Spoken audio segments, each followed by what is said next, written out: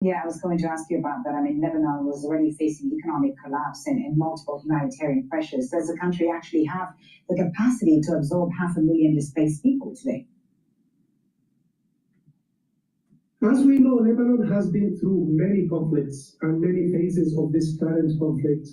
So what we are seeing on the ground, definitely the response capacity is overstretched. The United Nations, with all its agencies, including the International Organization for Migration, is trying to respond to the best of our capacities, but also the resources are limited. The same for the government, who is taking the lead in the response. And definitely the communities themselves are the most important actor in this response. They are hosting the people in their houses. They are hosting them also in apartments that they own. So far, as you can see, the number hosted in the shelters can add to 1/5 of the total number of displacement, but we don't know for how long this will continue. You know, if you live outside the shelter, you need to pay rent, you need to cover your own costs. Indeed. And this is sustainable. Indeed. Behind these numbers, of course, are families, right, forced from their homes with very little warning. Well, what are they telling you? What are they telling the IOM about what they left behind, what their most urgent needs are right now? Many of the families or the displaced families left only with their clothes. They left everything at home. They ran out for their lives. And definitely there is a fear of and a high level of uncertainty. We know that also the options for those who fled their homes are very limited. So again, the limited number of shelters and the limited support being offered. Just to mention, also yesterday we visited a center that hosts, it was also remarkable to see how the needs are being addressed. So I would really like to stress the important role the civil society is playing here and the leadership of the government for this response. And interesting that communities are coming together to help. We have also seen, Othman, that a number of people have crossed the border into Syria, Syrian refugees also. Is there a risk that the crisis could trigger new cross-border movements into neighboring countries? No, definitely in any crisis, cross-border is an option. But as we see now also, it is not as easy as it was two years ago or last year. There has been restrictions on the movement across the border. For Syrians, I think we are seeing a number of returnees. Maybe the majority still did not decide to leave Lebanon, but for Lebanese, the option is not open for everyone. Thank you so much for taking the time to speak to us about this, and thank you for the work you're doing on the ground there in Lebanon. Othman Belbasi, Regional Director for the Middle East and North Africa for the International Organization of Migration. Hello, my name is DrPaulCottrell, and we are live streaming. This is March 11th. A lot is happening in the energy markets. Last night, Japan announced that they were going to release oil reserves.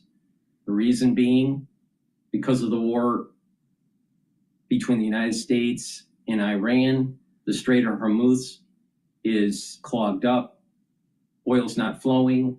Refineries aren't able to process downstream products of the crude oil and may need to shut down.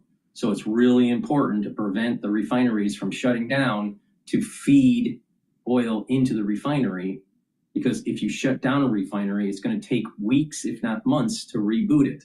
So it's really important to start flowing oil to these refineries.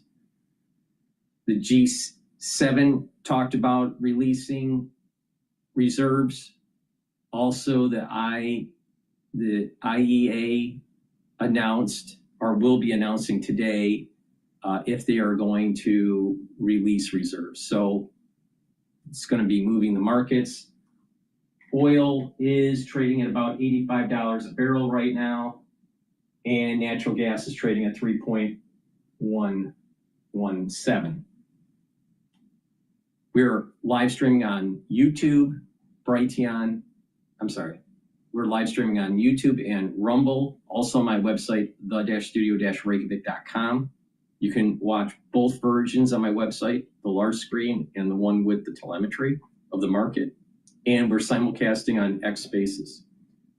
Thank you for joining. Please share the links, ask your social media to follow me, and help support the work by getting the great products that I offer and making sure you subscribe to all my channels. You can follow me on YouTube, Brighteon, Bitchute, and Rumble. You can also follow me on X and GETTR, TikTok, Substack, Patreon, Buy Me a Coffee. There are many ways to follow the work that I publish.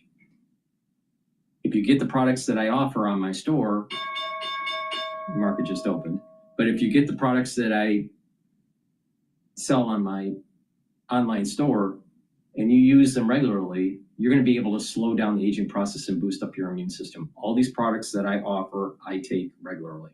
So please go to my store and get the great products that I offer. All right, since the market has opened, let's just do a recap of the opening here. The S&P 500 is trading at 6,790. All right, there is a strong support level at 6,660. All right, there's a strong support level at 6,600. Let's put it that way. And there's also another strong support level at 6,450. All right, so two support levels. We're trading above that support level. So if the markets get crazy with the energy and the equity market starts to sell off, don't worry. There's this major support level at 6,600, and there's another major support level at 6,450. Keep on buying equities. You're gonna be thanking yourself for buying equities during this crisis. I still have a target for year end of 7,400 for the S&P 500 to 7,800. So you're going to make some money on this. All right. In addition, the energy markets are wild. All right. It's not easy to trade, even for professionals. So if you can't take the volatility, don't do it. VIX, talking about volatility, the VIX index is trading at 24. I did a market update last Sunday, and I predict that there's a high potential of VIX going to 45 throughout this crisis. All right, so pay attention to that volatility. The Euro USD is trading at 115. The currency markets are relatively stable, and actually dollar is somewhat gaining momentum, and therefore, the United States is a safe haven.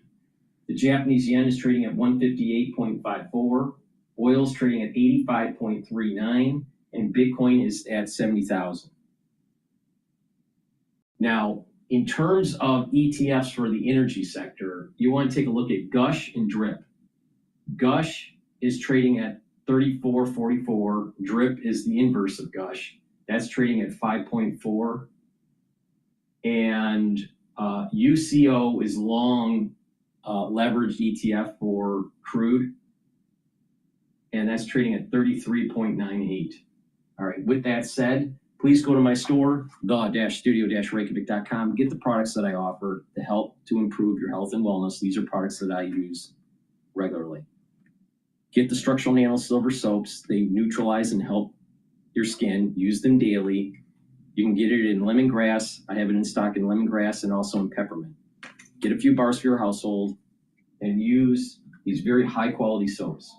I also have magnesium and zinc. Magnesium and zinc will help to boost up your immune system, but also help with brain function. Magnesium is super important for brain function, and magnesium helps to improve the efficacy of vitamin D3.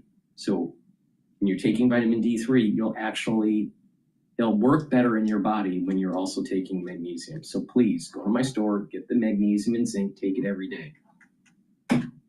And vitamin C and magnesium helps with the skin, helps with brain function, and helps with your immune system. You can take it with the magnesium and zinc, or you can take it also separately, but I recommend taking it together. Please go to my store, the-studio-reykjavik.com, and make sure you use discount 5 and you get $5 off any order. With that, let's go to the markets. CNBC is what we're going to listen to first.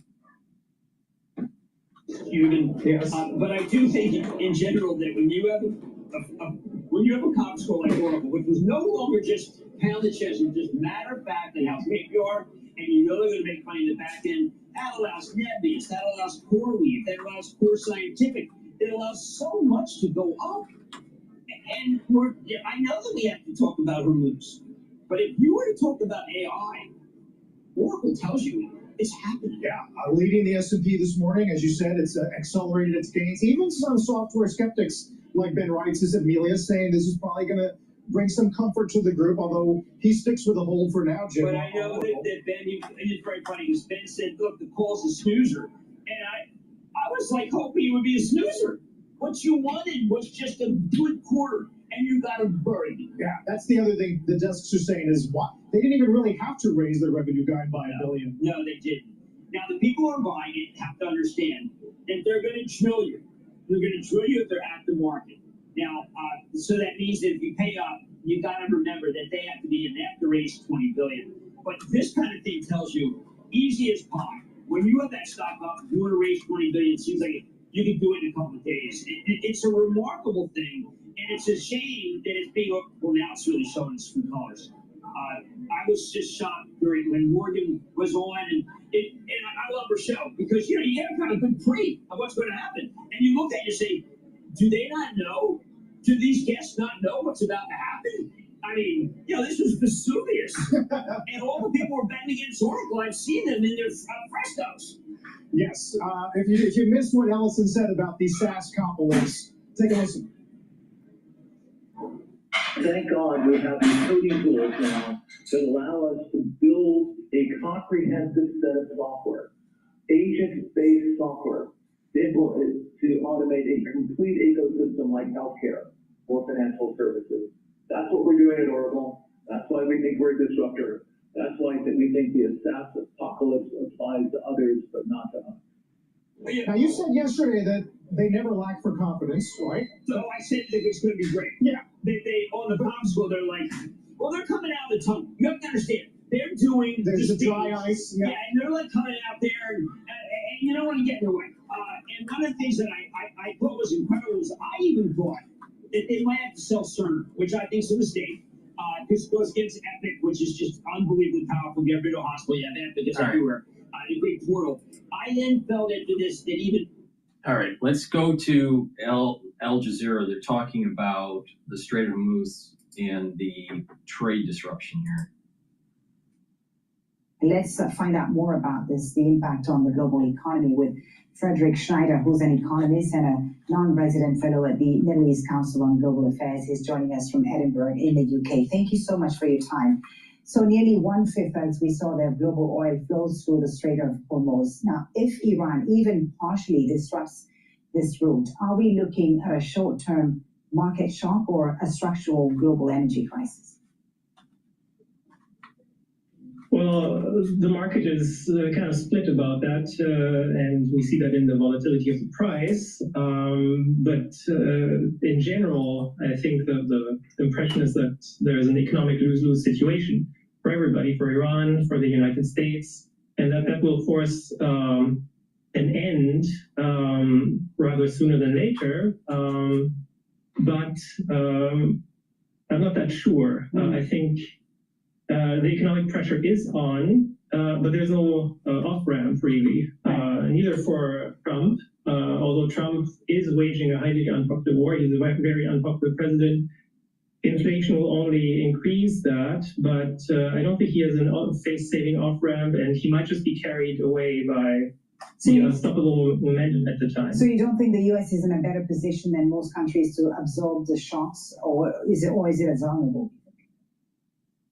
Well, I mean, the U.S. is energy independent, but of course it's part of global energy markets, and we have seen an increase in petrol prices, even in the U.S., by about 30% at the moment, and that's catastrophic for working class people, who are the constituency that Trump tries to appeal to during this election. So definitely there's some inflationary pressure even in the US. Yeah, because energy prices, Frederick, the spike in prices does not just affect oil markets. They ripple through food production, fertilizer costs, and electricity prices. How quickly do you think households around the world will start feeling the consequences of this crisis?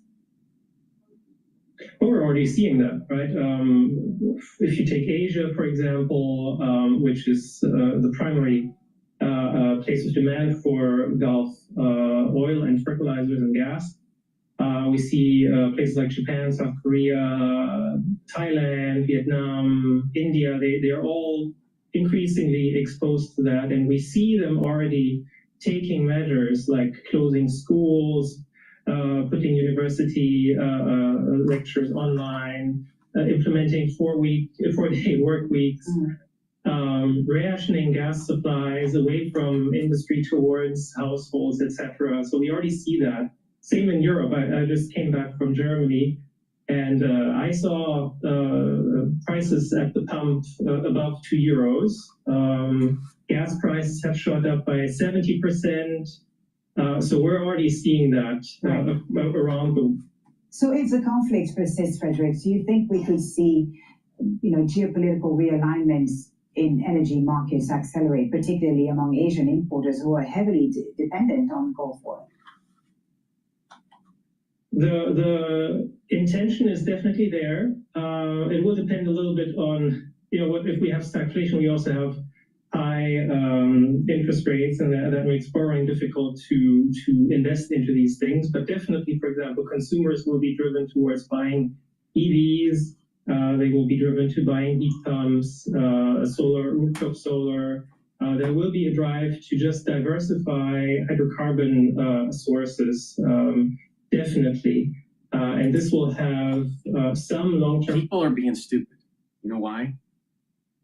EVs, if you look at the net inputs to create an EV, it's actually worse for the environment than a combustion engine, all right, because of the lithium battery.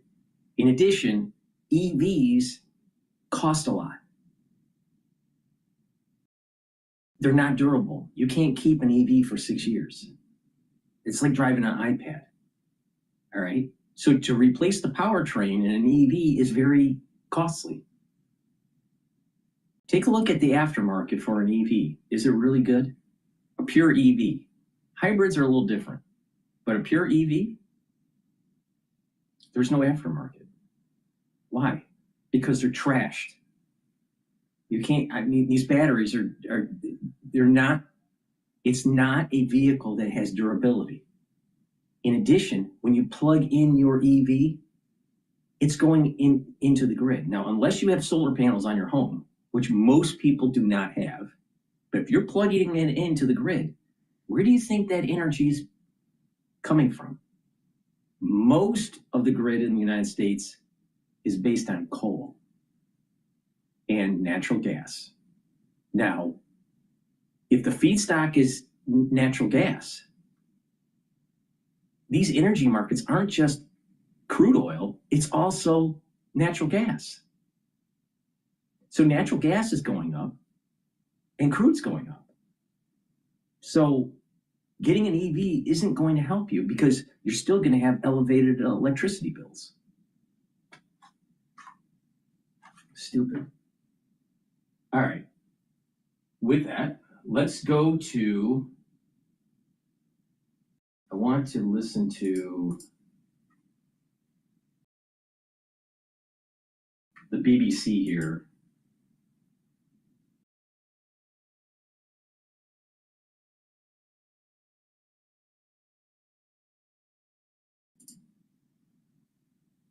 Day 12.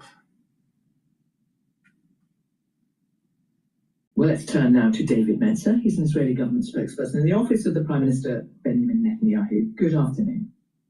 Good afternoon, Martha. Good to be with you. Yeah, Sarah. Sarah, excuse me. No, that's okay. Sorry, Sarah. That's okay.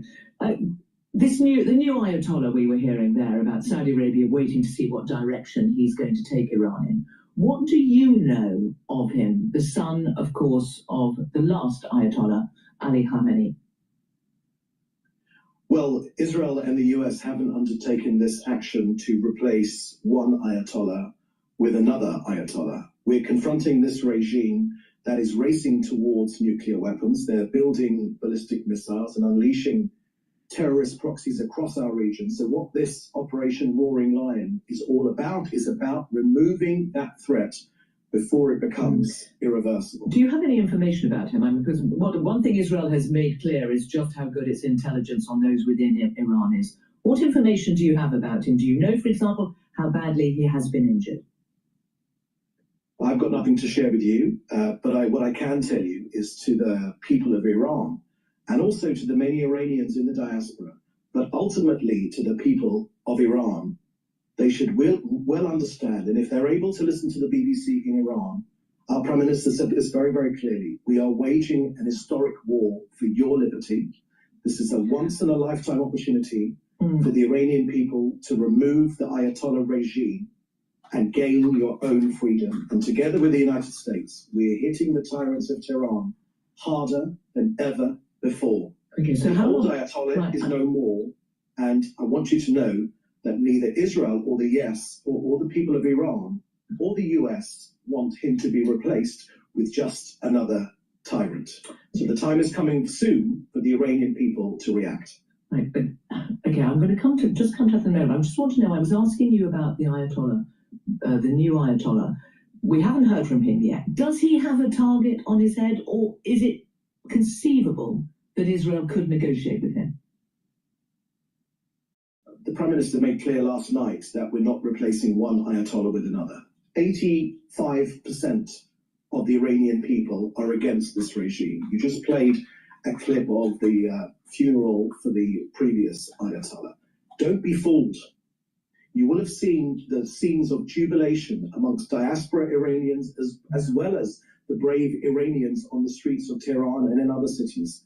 They understand right now that this battle, although it is unpleasant for them, of course, to be in that city, we are targeting every single element of the regime. But ultimately, maybe not today or tomorrow, but the Iranian people will soon have an opportunity to act. We are creating the conditions for the Iranian people to do so. We've hit countless regime targets. Yeah, and everyone's watching that. But there is potentially a very big problem here. And it was perhaps summed up by Nazanin Zaghari-Ratcliffe, who's among more than 100 signatories urging the Prime Minister here not to get drawn into the conflict. And her argument is that what is happening in Iran is in danger of entrenching the authoritarians in the regime and is counterproductive to what your stated aim is, that Iranians could rise up and should rise up and overthrow it.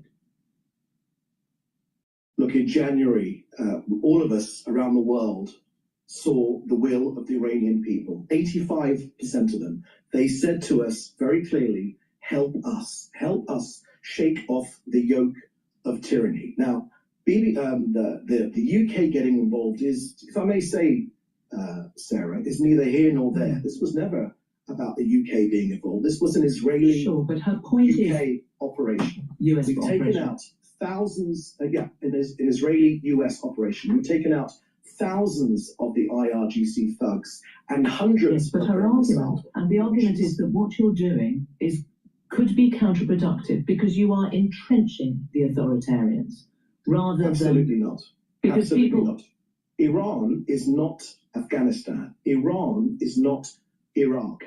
Iran has a vibrant middle class. They are an educated people. They are a proud people, and they have said very clearly to whoever's listening. Exactly. They have a large secular society. If you look back before the Ayatollah, Iran looks like a very modern society, secular society. So they're very educated. They want freedom. They want to be part of the world community and contribute to modernity. all right, and not be stuck in the Middle Ages with, you know, old ways of religious ways of Muhammad, all right? But it has a problem, and that problem is that they're under the tyranny of a theocratic regime. And that theocratic regime controls a military called the IRGC. So you have to destroy the IRGC and the theocratic regime. Now, they have a lot of oil. Afghanistan was in the Middle Ages. We literally bombed a group of people that lived in caves and in tents. It's hard for a military like ours to really put a lot of pressure in Afghanistan when people are already living in the Middle Ages. Iraq is a little different. Iraq had cities, had lots of culture. I mean, some people believe that civilization started in Iraq, all right? But the point here is that Iraq didn't have really a cohesive country. It's like sectarian, it's divided into three factions. And modern day Iraq is really the creation of Western nations, I believe, after World War I. But somewhere around World War I because of oil, all right? So they have lots of oil, really important for the energy market.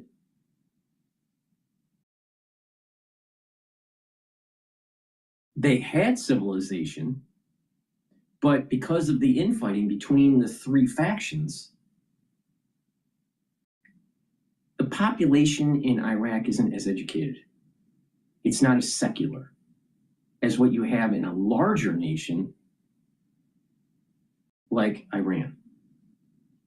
So if we could stabilize the oil flows to help the world economy, because everyone's having a problem, if we could stabilize the oil flows and have that to help to rebuild Iran, after we kill off the theocratic regime in the IRGC, there'll be money there to rebuild the nation and to help to bolster up a constitutional republic. Now, it's important that bringing the Shah back, the Shah's son or grandson, whatever it is, back. Oh, by the way, he has no political experience, and he's been living in exile for all of his life. But having the Shah come back, the Shah's family come back as some sort of monarchy is also wrong, because the educated, secular part of Iran can govern itself through a constitutional republic. We can use our system of government, not a parliamentary system, but our system of government, a balance of powers between a legislative branch, executive branch, and a judicial branch, and where it's bicameral, a Senate and a House of Representatives.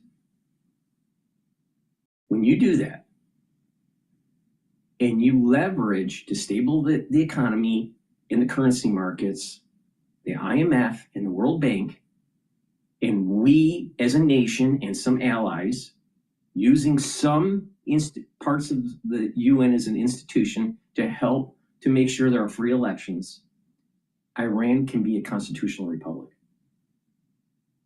And that's what Trump should be saying. That's what Trump should be saying. The end game here is we kill the Ayatollah, the theocratic regime. We destroy the IRGC. We use the international community economically and politically to be able to bolster up a constitutional republic for secular Iran. That's the end game. That's what he needs to say. Because when we do that, we are giving birth, the United States is giving birth to a free society in Iran. My concern is that Trump, maybe the CIA, other countries, they're going to look for an easy solution and bring the Shah's relatives back, or maybe make a deal with some sort of light Ayatollah so they could be a puppet to stabilize the region and make sure oil flows are happening. But if you do that, most likely you're still going to have infighting within the country. And between the secular part of society and a monarchy or a theocracy. And if you, especially with the Ayatollah, the theocracy, if we allow for them to remain, then Trump gets out of office, they slowly reconstitute their military and their weaponry and their nuclear capability, maybe even biological weapons. And we know all about that, right? How are we gonna deal with the problem then? We're never gonna have a president like Trump ever again. In our lifetime, we will never see a president like Donald Trump. There will not be a president that's willing to do what he's doing. This is our last shot to do it. This is our only hope to make sure that we get the job done. If we fail at this, future generations will suffer. Now, they're either going to suffer through biological warfare, chemical warfare, and or nuclear warfare. So killing the regime and taking some pain through the energy markets is better off in the long run. Because if you kick the can down the road, if you try to use expediency to solve this problem, what's going to happen? Future generations are literally going to die, and it's going to be measured in mega deaths, not just 6 here, 10 here, 100 there, 1,000 there. It's going to be measured in millions.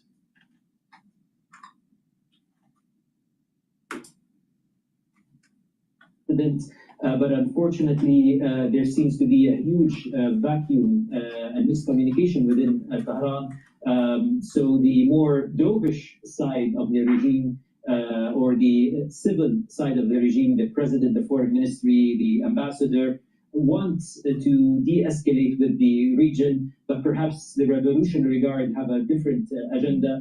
Of course, killing the Ayatollah in the beginning of the war might have seen as a strategic win for Israel and the United States, but this is the downside, that there is nobody calling the shots. And all hopes now is to see what the new Ayatollah, if see, all these news medias and even corporate America, they just want expedience.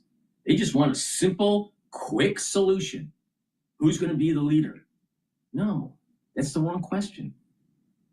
It's the will of the people of Iran, the educated, the secular, throwing off the yoke of the theocracy and the tyranny of the IRGC. That's the real question there. When's the international community going to work together to give birth to a constitutional republic in Iran? That's too scholarly for these stupids that are on the BBC and CNN and Fox and Live Now and all of them, all of the mainstream media, all of it. All the talking heads, all the international experts, they're all fucking stupid. Because none of them are talking about what I'm saying. And I'm never wrong. Pay attention. A constitutional republic is the only answer for Iran. Because if we don't get a constitutional republic, we will have more war in that region.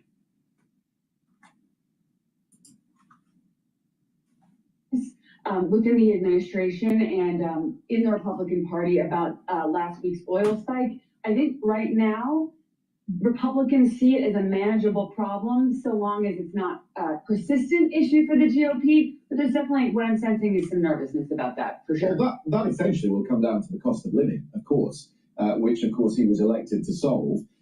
Politico are reporting today that gas prices in the Cincinnati area have gone from 264. So what? So what? So what? Like Gerald Keane said on Fox News, take the pain so the future generations will benefit. Getting rid of the theocracy of Iran, getting rid of their military capability, and having the chance to boot a constitutional republic in Iran is worth it. Because in the end, energy will be more secure. The world will be more secure. Most of the terrorism in the world that's Islamic terrorism is coming from Iran, directly or through proxies. So knocking that out, you're knocking out a huge percentage of the funding mechanism of Islamic terror. And oh, by the way, what about payback? What about payback for the coal, the bombing of the coal? What about payback for the Iran hostage crisis? What about the payback for the Beirut bombing of the Marine barracks in the 80s? Oh, did we forget? They keep on saying the theocratic side of Iran is saying that we're the great Satan. They need to destroy us.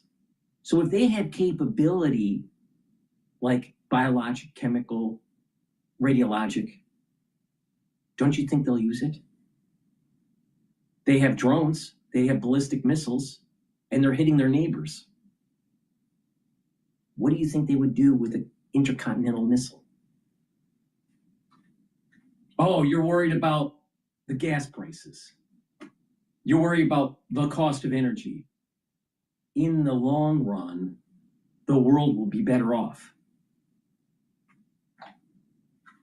This is why I keep on saying, don't look at this from a short-term fix.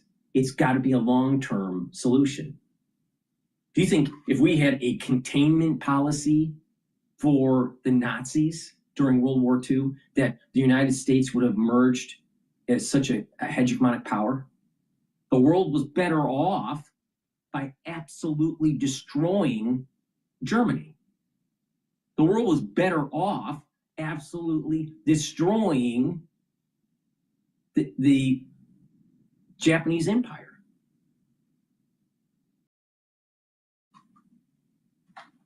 Quick solutions, they don't last.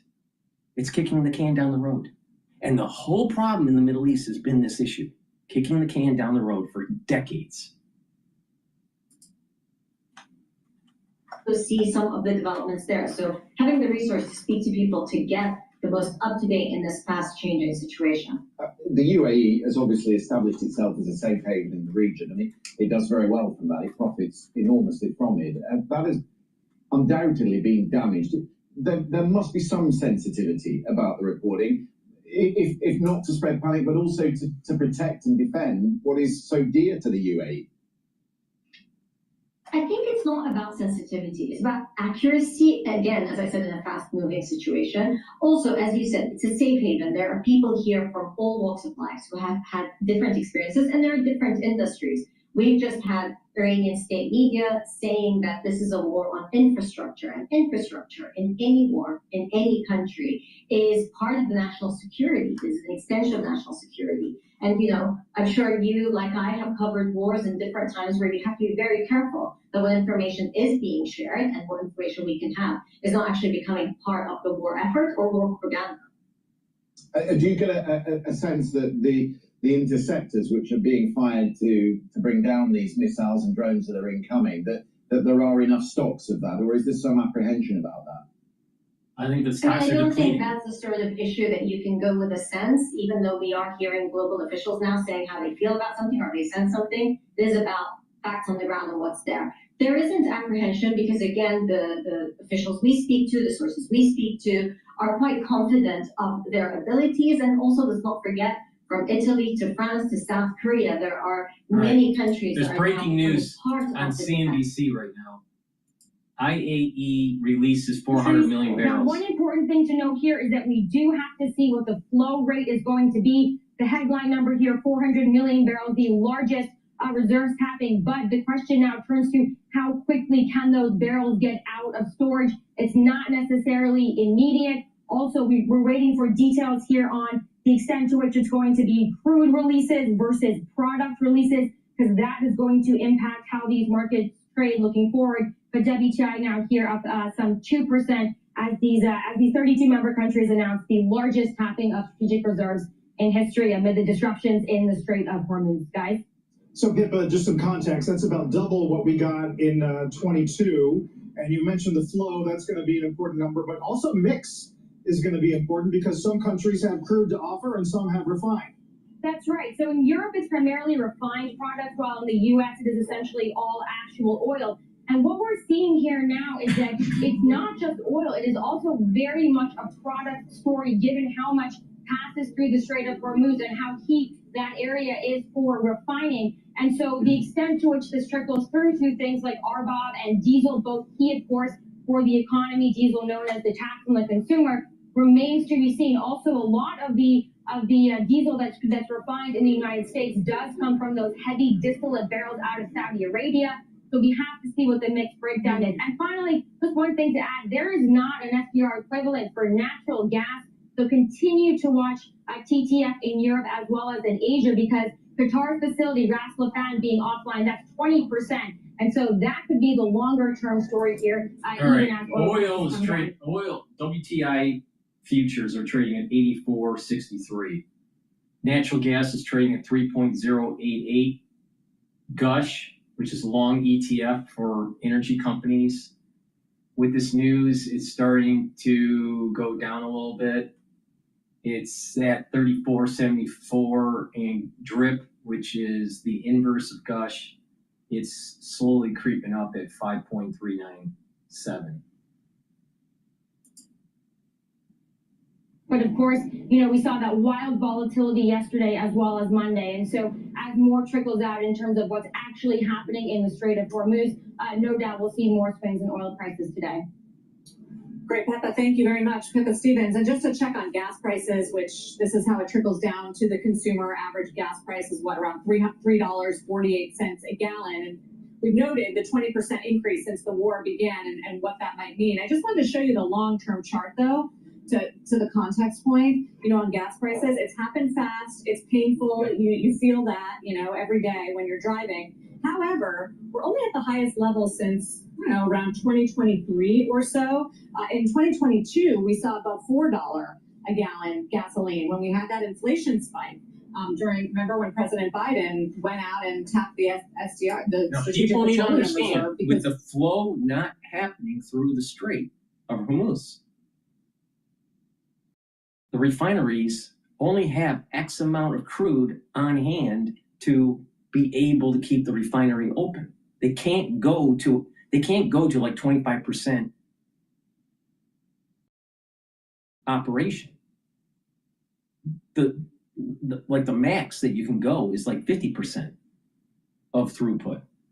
So if you don't have enough crude coming in that's on order and coming to the port, and you don't have enough in reserves next to the refinery will have to shut down. So all downstream products are going to suffer. All. There's the problem.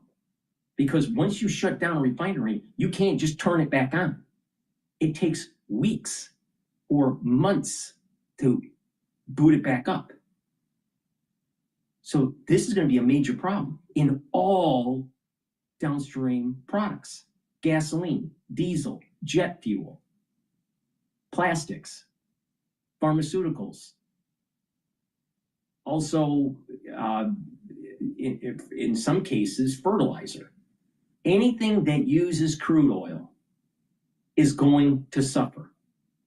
And if you look at our modern society, almost everything in your life is tied to crude.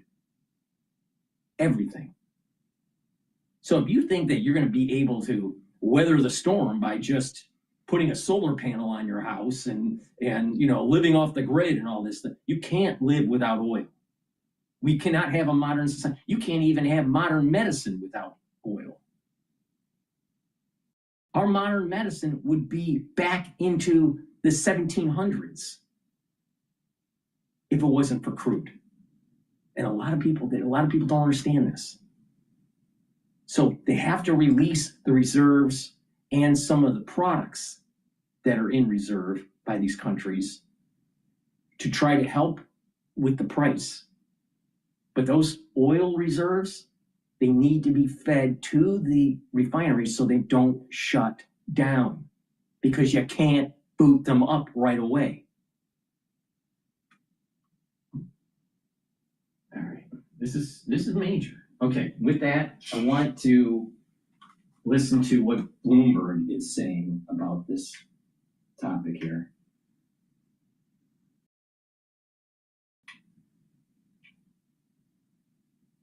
It still doesn't match that size of the tax yet, of the tax cut. And I think that's important. What we will be testing now is the volatility in financial markets does undermine the confidence of affluent consumers. And we may be challenging the K-shaped narrative on the economy. Diane, can I ask you about your view on the labor market after the disappointing jobs number that we had, I guess just last week? It feels like years ago. How does the labor market in the U.S. look to you right now? Because you mentioned there isn't any immigration, and we do see still double-digit margins for company earnings. So it should be, I would imagine, this kind of growth that companies are looking for employees. It doesn't appear that way in the numbers. No, it doesn't. And I think what's important is I would argue the largest single factor suppressing employment last year was uncertainty. The only sector we saw gains in was countercyclical, which is healthcare and social assistance, which tends to add jobs almost no matter what. And of course, when we had a major strike in that industry and all the... All right, I'm going back to CNBC here.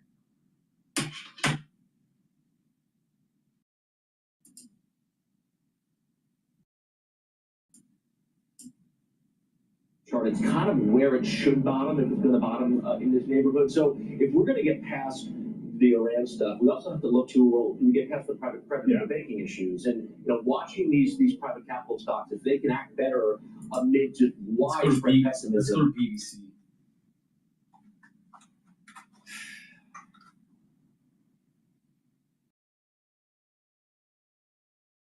We focus our discussion around these three topics: the situation is running in the Middle East in the days and weeks to come, hormuz trade and freedom of navigation, and the way to address economic consequences, if you all agree.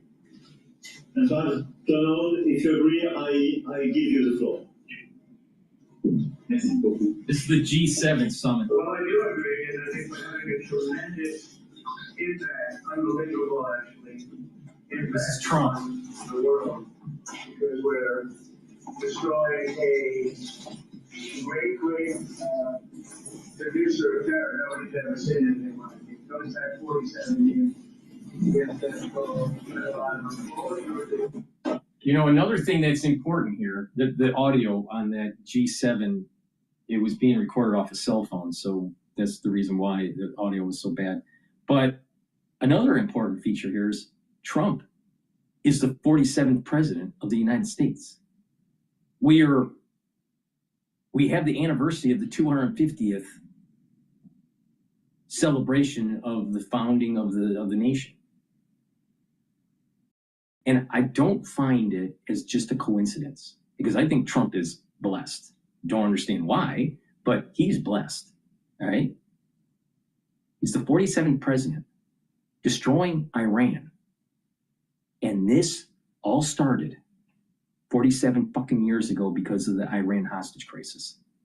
I'm telling you, what happened back then in the 70s is directly tied to what's happening today. It's almost like we went into a time warp. or some sort of looped timeline, but 2026 is looped into the Iran hostage crisis, and it is time for us to destroy them.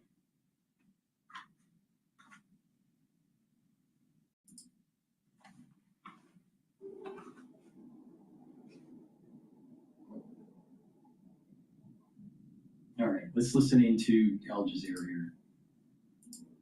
On video by eyewitnesses across Israeli territory of air defenses unable to intercept those missiles. And let's just remind our viewers, according to Israeli sources, up to 50% of the missiles that Israel uses have cluster warheads, which means that they split into several missiles, really, with a radius of up to 10 kilometers.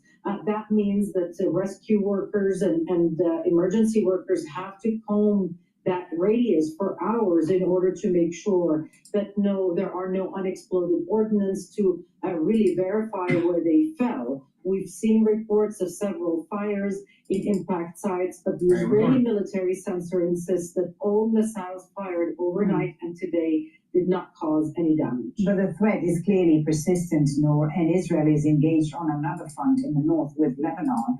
How is that affecting the mood at home? How are people coping with this constant state of war? Hey, it's time. This thing has been going on for 3,000 years. It's time to end it. Please go to my store, the-studio-reykjavik.com. Get the omega-3. This will help with your cardiovascular health. You should be taking this every day. How it works is it brings down inflammation, and it also helps to improve your lipid profile. When you do that, you're reducing plaque formation. Super important. Please go to my store and get the omega-3. And a dual-purpose product that I have on my website, the-studio-reykjavik.com, olive leaf extract. This will help to boost up your immune system and help with your cardiovascular health. It brings down inflammation, helps with the lipid profile. You can stack them together to get a synergistic benefit to help with your cardiovascular health, but you also are helping your immune system, right? So you get more bang for your buck. So please go to my store, get the omega-3 and the olive leaf extract so you're healthy, so you see the actual destruction of Iran by the United States. Because you know what? It's been 47 years in the making.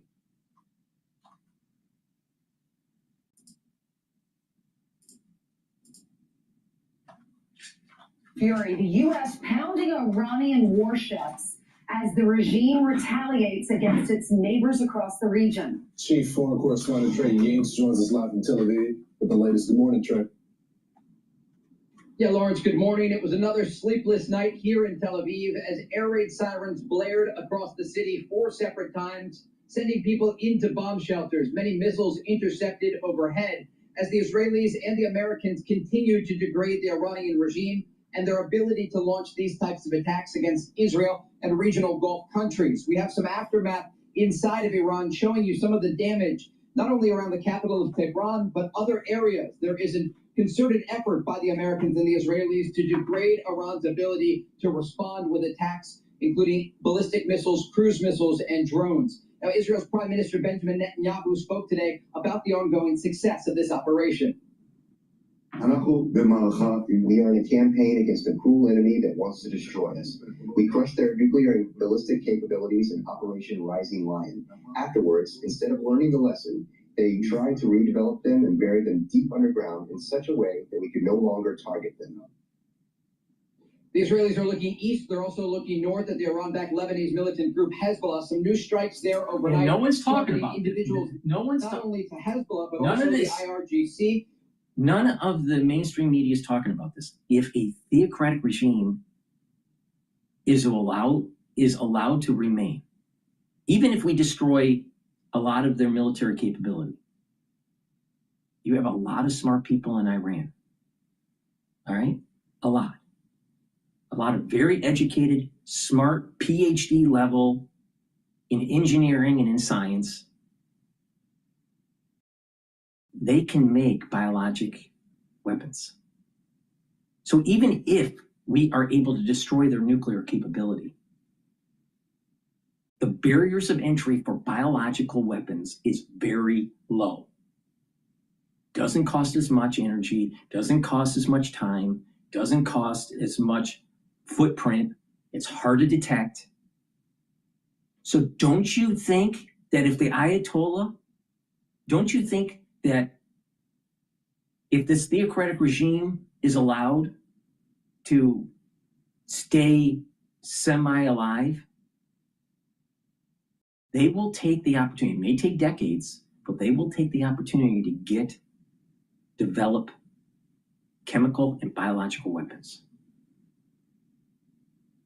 In the size of a home, small home, all right? Size of 1,000 square feet, you can easily develop a biological weapon to kill half of the population in the United States. All right? So don't you think that it is very important to make sure that the theocratic regime is absolutely, completely fucking destroyed? But the problem is most podcasters, they don't have a science background. Most people in media, they're too stupid. They don't see the black swan around the corner if the job isn't done right. Because if the job's not done right, it creates a situation that's pernicious and that can lead to a catastrophe. Now, if you're the Ayatollah, the son of the Ayatollah, or grandson, or one of the high-level clerics, and you're allowed to stay alive, and you somehow can maintain power in Iran because of expediency of the Western powers, and they want just a quick solution, don't you think that you'll wait 47 years to unleash a biological weapon? Don't you think that they'll wait to say, you know what, we will, I mean, the religion believes in setting the whole damn world aflame to usher in their messianic era. Don't you think that that's a problem? Don't you think that we need to become a little bit Caesar-ish? Don't you think we should become Caesar and go into Gaul and chop off their fucking heads? Yeah. Yeah, that is the answer.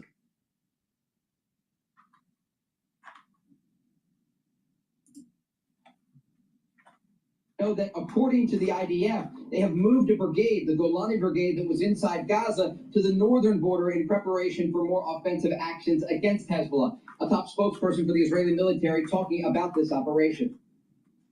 In recent days,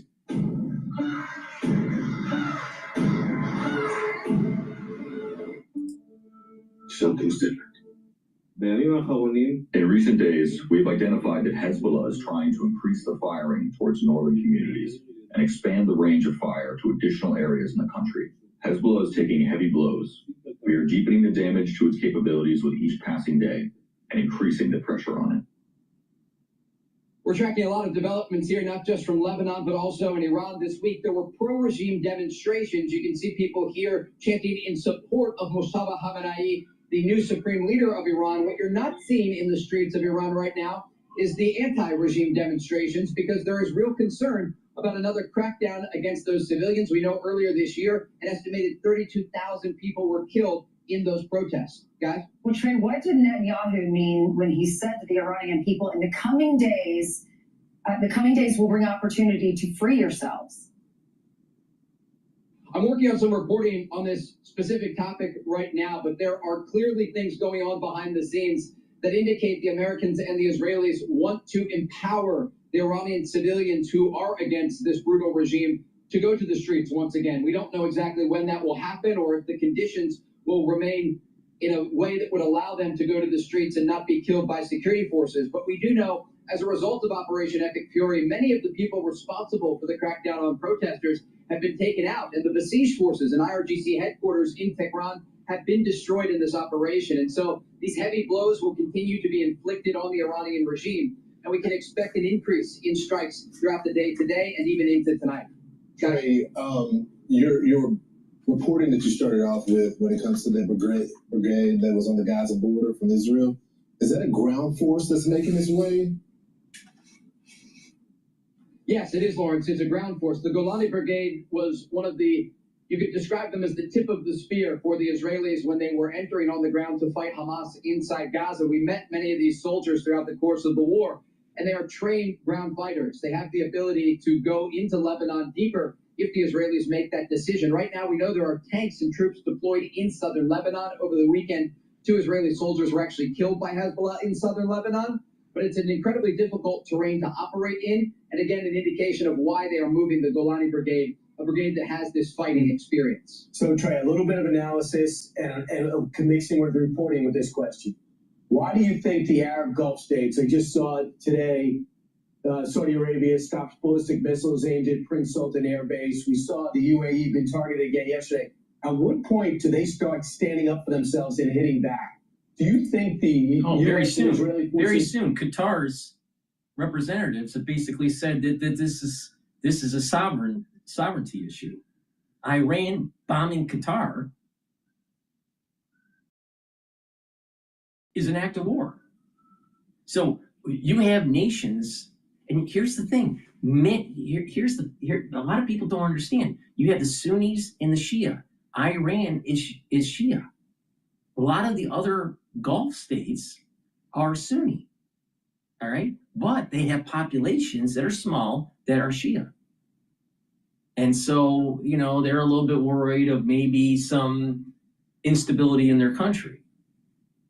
But Iran bombing the neighboring countries in the Gulf is only going to galvanize the Allied forces to kick the shit out of Iran. Now, this has been coming. This thing has been in the works of karma for the last 47 years. Iran, theocratic regime, and the IRGC cannot and should not be allowed safe harbor. They need to be destroyed. Now, there's 2 paths. Surrender or die. Those are the 2 paths. It's not maybe, you know, we'll make a deal. That is the real option set. If we try to find a middle road to that and to allow parts of the IRGC to remain, or some sort of theocratic regime to rule Iran, it's only going to make things worse down the road. The problem that Israel has with Hezbollah and Hamas is that they didn't get the job done. They didn't get the job done in the 70s. They didn't get the job done. Israel didn't get the job done in the 80s. Israel didn't get the job done in the 90s. Israel didn't get the job done in the 2000s. Israel didn't get the job done in the 2010s. And Israel is now waking up and realizing, you know what? Maybe we need to get the job done. But you have half of the population in Israel that doesn't want the war. Oh, it so happens to be that most of that population doesn't even follow Torah law. They're so secular that they're super liberal. And you have a lot of the media out there that is looking for Trump to fail. They're not on Team America. They're on Team Iran. Oh, we're going to have higher energy prices. Oh, it's going to hurt the economy. It's hurting the stock market. That's all short term. And if you play it smart, you can make money in it. Even if you don't want to play the energy sector because it's too volatile, just buy into equities. When this is all said and done, you're seeing a 7,000, 8,000 S&P 500. Now, that doesn't mean it's going to be easy. But the thing is that America needs to get the job done. And we will never have a president, never, ever, ever, ever, ever again, not Rubio, not J.D. Vance, not Gavin Newsom, whoever it is, for the next 50 or 100 years, we will never have a president that was willing to take the risks to knock out Iran as we do with the 47th president of the United States. It's the same person, but the 45th president of the United States, Donald Trump 1.0, was too fucking afraid. Just like Obama, just like Biden, just like George Bush Sr. and Jr. and Clinton. And even Reagan was afraid. Because if you pay attention to the tanker wars in the 80s in this region, Reagan wasn't willing to get the job done.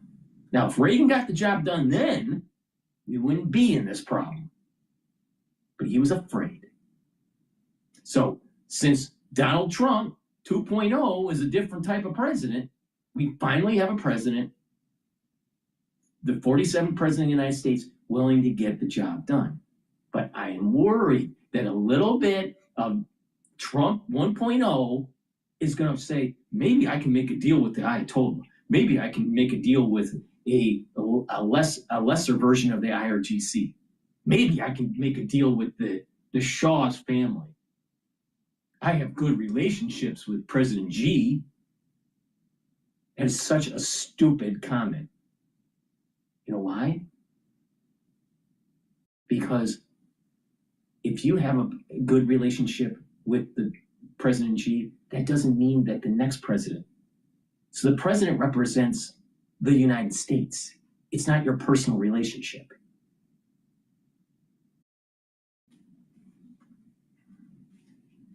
So Trump worries me. Trump, I think he's on the right path, but there's still an element of 1.0 Trump where you look for expediency. That is definitely the wrong path. So what if we have $200 oil, which we're not going to have? But so what? So what? Stop complaining. Buy the futures. Make money in it. So what? The real issue is destroying the enemy. I mean, we do not even have the Constitution, the wherewithal in our citizenry to be able to weather the storm of the Iran war because of higher gas prices. Can you imagine what people had to go through during World War II in the shortages they had? I mean, there were rationings that were taking place with food. People are still living high on the hog today. Compare what people were living during World War II to right now what's happening. And we have people that aren't willing to get behind the president and actually support the war effort. Think about that. We have lost our war ethos. Pete Hegseth is right. Look at the military. The military is doing a great job now, but the military that he inherited when he became Secretary of Defense, Secretary of War right now, all right, was a neutered military, a military of DEI, a military that couldn't even do sit-ups or push-ups or run a mile. Too many generals, too many participation medals, and no war that was won. We didn't win Afghanistan. We didn't win Iraq.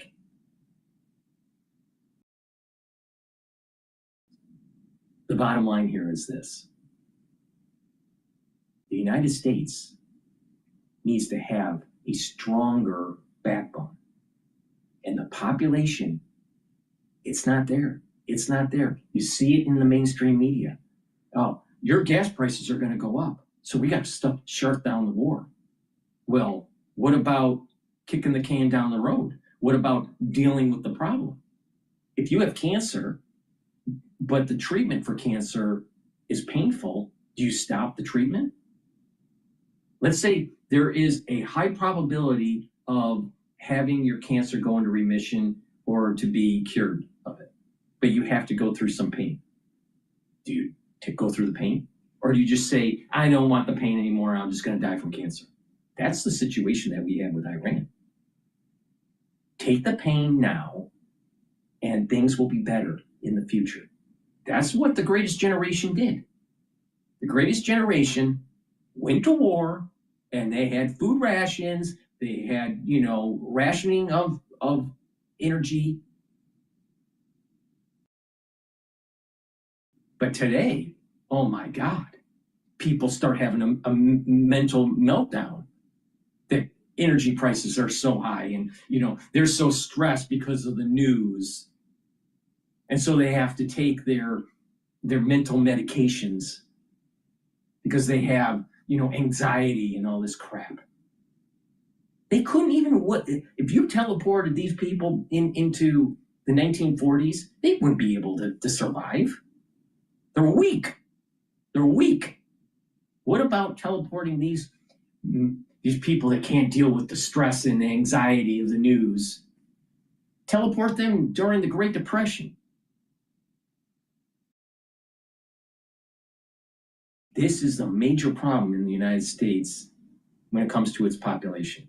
Now, Pete Hegseth is fixing the military part of it, but we still have a bunch of wussies in our country that aren't willing to get behind something that's really important, that will last generations.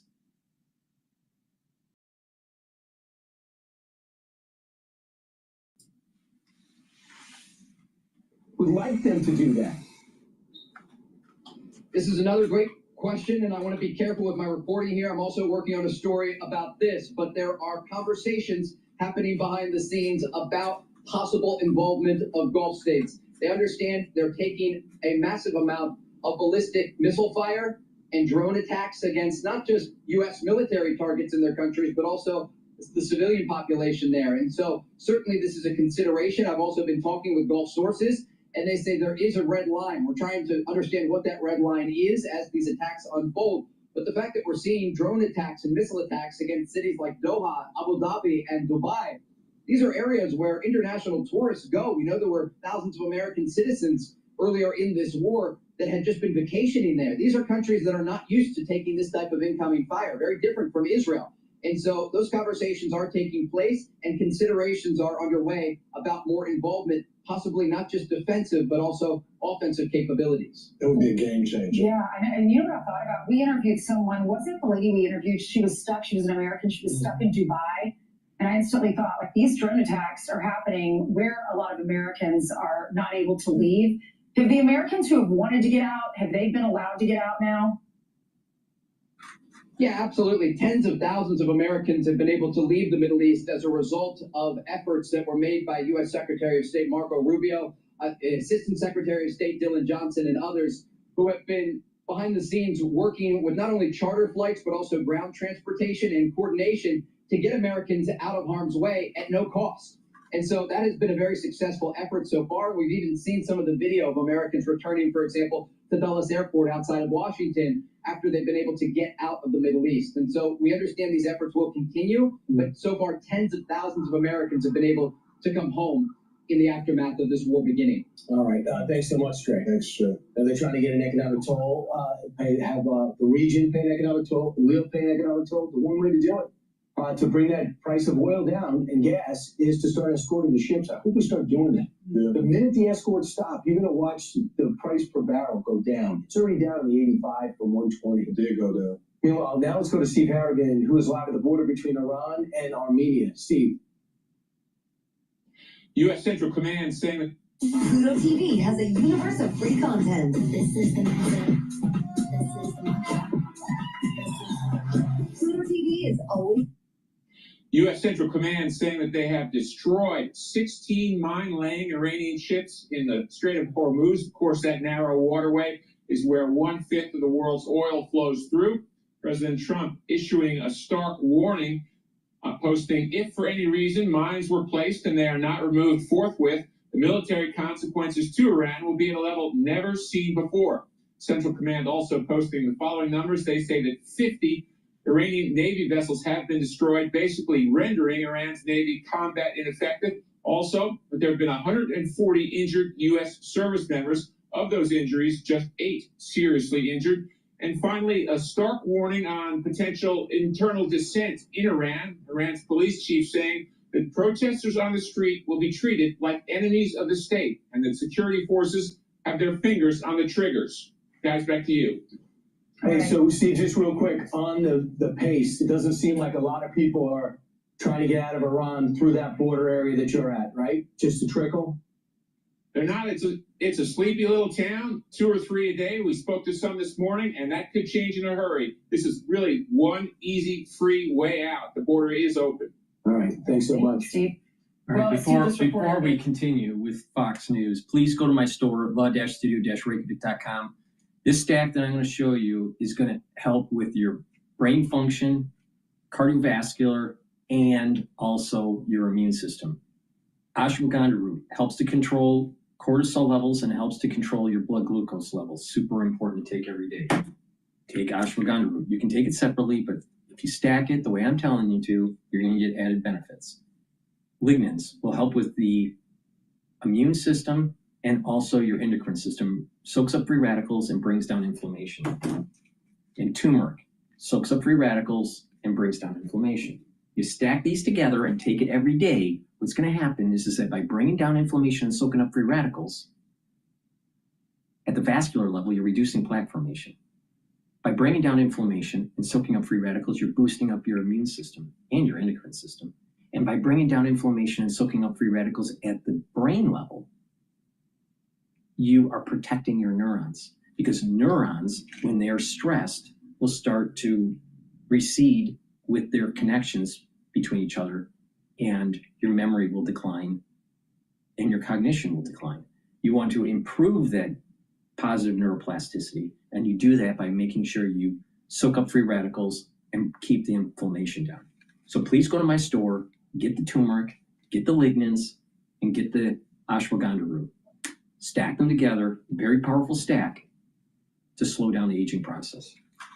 Use discount 5, all caps, discount 5, and you save $5.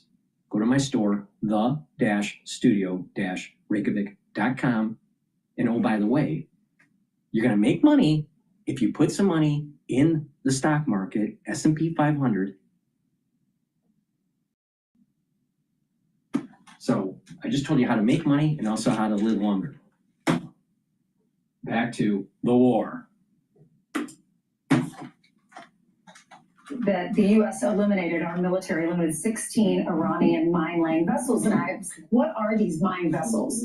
And they refer to Iran deploying these naval mines via small boats in the Strait of Hormuz to disrupt global oil shipping. The mines are used for blockading the narrow Strait of Hormuz. They are considered cheap but deadly underwater weapons designed to deny access, damage commercial tankers, and close the waterway. And Donald Trump has said he will completely destroy these mine-laying vessels. 10 of them were inactive, he said, that he previously destroyed. But he says, if you do this, we will hit back harder. Yeah, I mean, why the Iranians thought that they can do any type of combat operation within the water and we not find out about it is ludicrous to me. The Navy has no shot going against our Navy as well as the intelligence that we have. The General Jack King was talking about the operation. And have they been successful thus far? Watch. The offensive operation is succeeding daily to strip away all of their offensive capability, ballistic missiles and drones. And we're penetrating underneath the ground to underground sites to get those missiles, take down those launchers, take down the transportation that moves them, take down the command and control. It is a systematic, deliberate approach to do it. And the same thing with the drones. And the proof is there. Objectively, the percentage of their ability to retaliate is down way over 90%. And that is quite remarkable in itself. Right. With those boats, it looks like we've destroyed 50 of the main naval vessels that they have, but 80% of the small boats are still out. And they say they got between 2,000 and 5,000 mines. So they have to stay on top of it. But if they could just get the escort, a system of escorting these barges out, then oil and gas will begin to drop. And guess what? China, we only get 5% of our oil and gas there. China gets about 50% of their oil, and their oil goes through there. So the world would benefit from that. I just wonder how soon until we decide to grab that Carg Island, where 90% of all the Iranian oil is shipped. We have that. You want the ultimate leverage, we have it. There it is on the map. Yeah, I mean, I just think that that's something the president's talked about since the 80s. Everyone knows it, and that would really get their attention. So I think that... What are you hearing, Brian, about the hesitation as it relates to the island? Well, the hesitation would be there might be a temporary uptick in oil because with us, the transition of us being in control of it, the Iranians get pushed out of it, there might be very little coming out of there. But Iran can't exist economically without it. So if you want to create ultimate leverage on a regime that they're so scared, they're afraid to put their supreme leader out in public, I think that's one way to do it. If you're in control of it, you literally are doing what you did with Delcy Rodriguez. We took all their ships and said, nothing's coming in or out. We'll control your oil. We flipped the government, take Maduro out, and now we're refining their oil. So you bring up a good point. The new leader, who you had heard, you had asked, was his leg amputated? We've heard he was injured in that first attack. He hasn't been seen, hasn't come out at all. So is he still alive? Is he in hiding? There's some reporting about it. I mean, we haven't confirmed ourselves, but there's some reporting in the Times today to talk about some sources saying that they've seen him amputated, but we haven't independently confirmed. And back to your original question, when you read Netanyahu's call for them to rise up, it says get ready to rise up. Yeah. That means I think the Mossad's doing some great work on the ground, eliminating leaders, because nobody has better intelligence.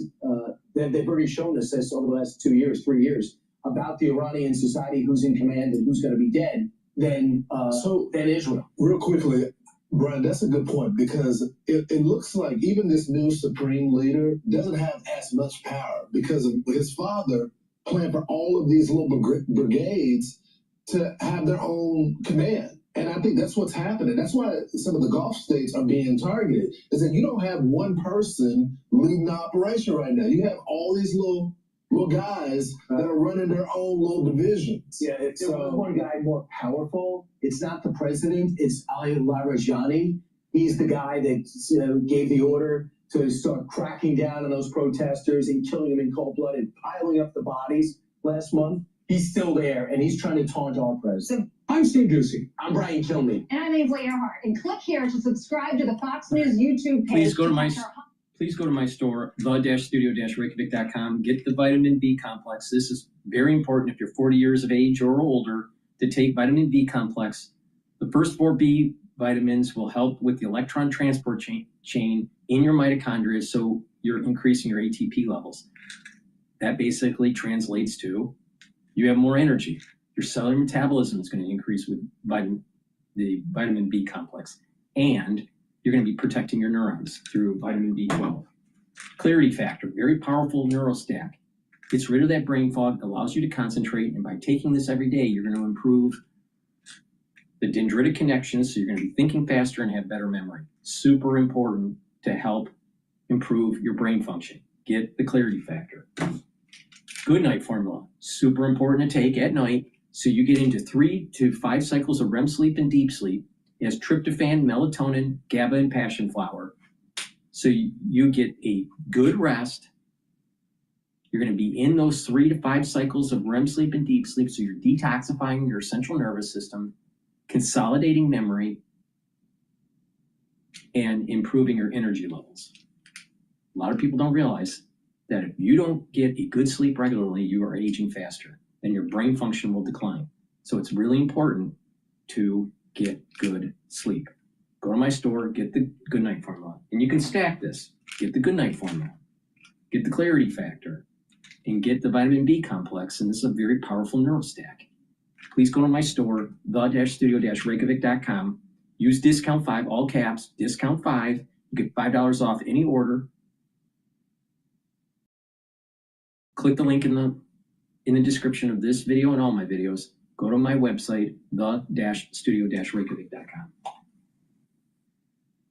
All right, let's listen into Let's listen into CNBC. So long as we have this situation. Again, we can hope to resolve it through regime change or military force, but that's not a serious strategy. The real question is, how do we affect Iranian behavior? How do we put a ceiling on Iranian capabilities? What are we prepared to offer them in return? What about potentially the easing of sanctions and so forth? We're going to have to get serious about this as a strategic challenge. And up to now, we haven't been. No. Richard, he's wrong. Richard Haas is wrong. The thing is that we need to destroy the military in Iran. We need to destroy their infrastructure, and we need to destroy the theocratic regime. And then we come in, Team America, and boot up a constitutional republic. You know why it's going to work in Iran and why it didn't work in Iraq and Afghanistan? Iran has an educated population that is very secular. That's why. Well, two things. One, the idea that political change in Iran is imminent. I see no evidence of that. The idea that military operations would continue for months is a nightmare. It's a nightmare for energy prices, indirectly for fertilizer costs and food prices. It's a nightmare for anyone who wants to build a data center in the Gulf states. Would you rather pay higher energy prices now or have a nuclear weapon detonated in 5 years, 10 years by Iran?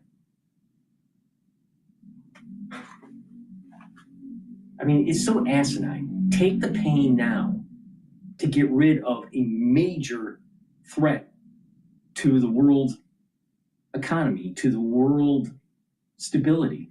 Iran's theocratic regime is a cancer to modern society. And it may not be popular politically, but when you're after a peace in the Middle East, and a once in a decade opportunity to try to achieve that and make the world a safer place, it feels like something we can tolerate a little bit. That's the way we should. If I thought there was a serious chance of quote unquote peace in the Middle East, whatever that means, I'd say, yeah, let's go for it. But I don't see the opportunity. And it's more than just the gas is going to cost you more. See, this is the type of person, Richard Haas would be the type of person that says, let's not fight the Germans. Let's not fight the Japanese in World War II because we may have a problem with energy costs, or we may have rationing, or there may be too many people that sacrifice for their country. It's a wussy. Richard Haas is a wussy.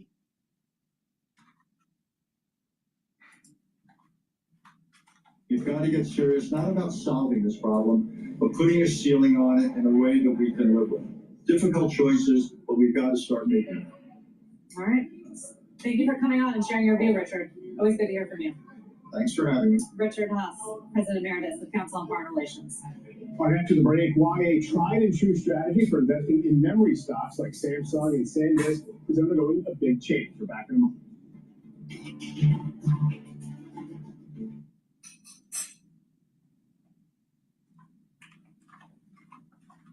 It's a major problem with these people that are on the mainstream media. They're not. All they're doing is fuming the flame. They're not on Team America. They just. I don't want to have any pain. I don't want to have any sacrifice, personal sacrifice for the war effort. That's what they're saying. Where is the fortitude of being an American? What the hell? Shit. It pisses me off. Let's listen to General King. Finance the old way. Finance the ramp way.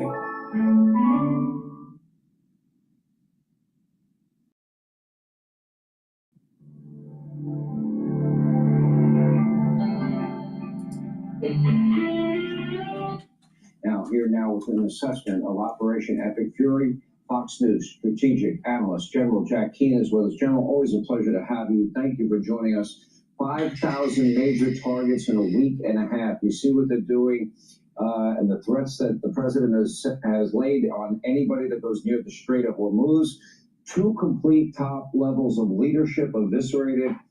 What militarily, as you analyze this, I've never seen anything like it. I don't think anybody has. What does this mean? Well, it's really quite significant in 10 days what's been accomplished here. And really what's happening, we've got these two proven, experienced militaries who've come together with shared values, shared interests, and a common objective here, working together in an air campaign that exceeds anything that we have done in decades. And look at, we operated with allies before. They were willing, and some of them didn't have much capability. And some others were willing, but they wanted to be in a non-combat area. They didn't want to be threatened too much. Or they were willing, but we had to provide air support, intelligence, and logistics support from them. Here come the Israelis. They are completely willing. So Oscar is in the chat for the live stream on YouTube. And he states that that he doesn't condone any war. All right. Some wars you have to fight. Some wars it's virtuous to fight. Other wars are not. But not every war is the same. And the reality of the situation is there are righteous wars. All right. Secondly, he states that is death freedom or is freedom death? America is all about life, liberty, and the pursuit of happiness. And oh, by the way, property rights through our constitutional republic. It's the land of the free and the home of the brave. And this country is great because there are many people that were brave to do the right thing, even though it meant short-term pain and self-sacrifice. And in many cases, the ultimate sacrifice. So the world that we live in today, the amount of prosperity that the United States citizen typically lives in is predicated on that bravery. So there are wars that are righteous.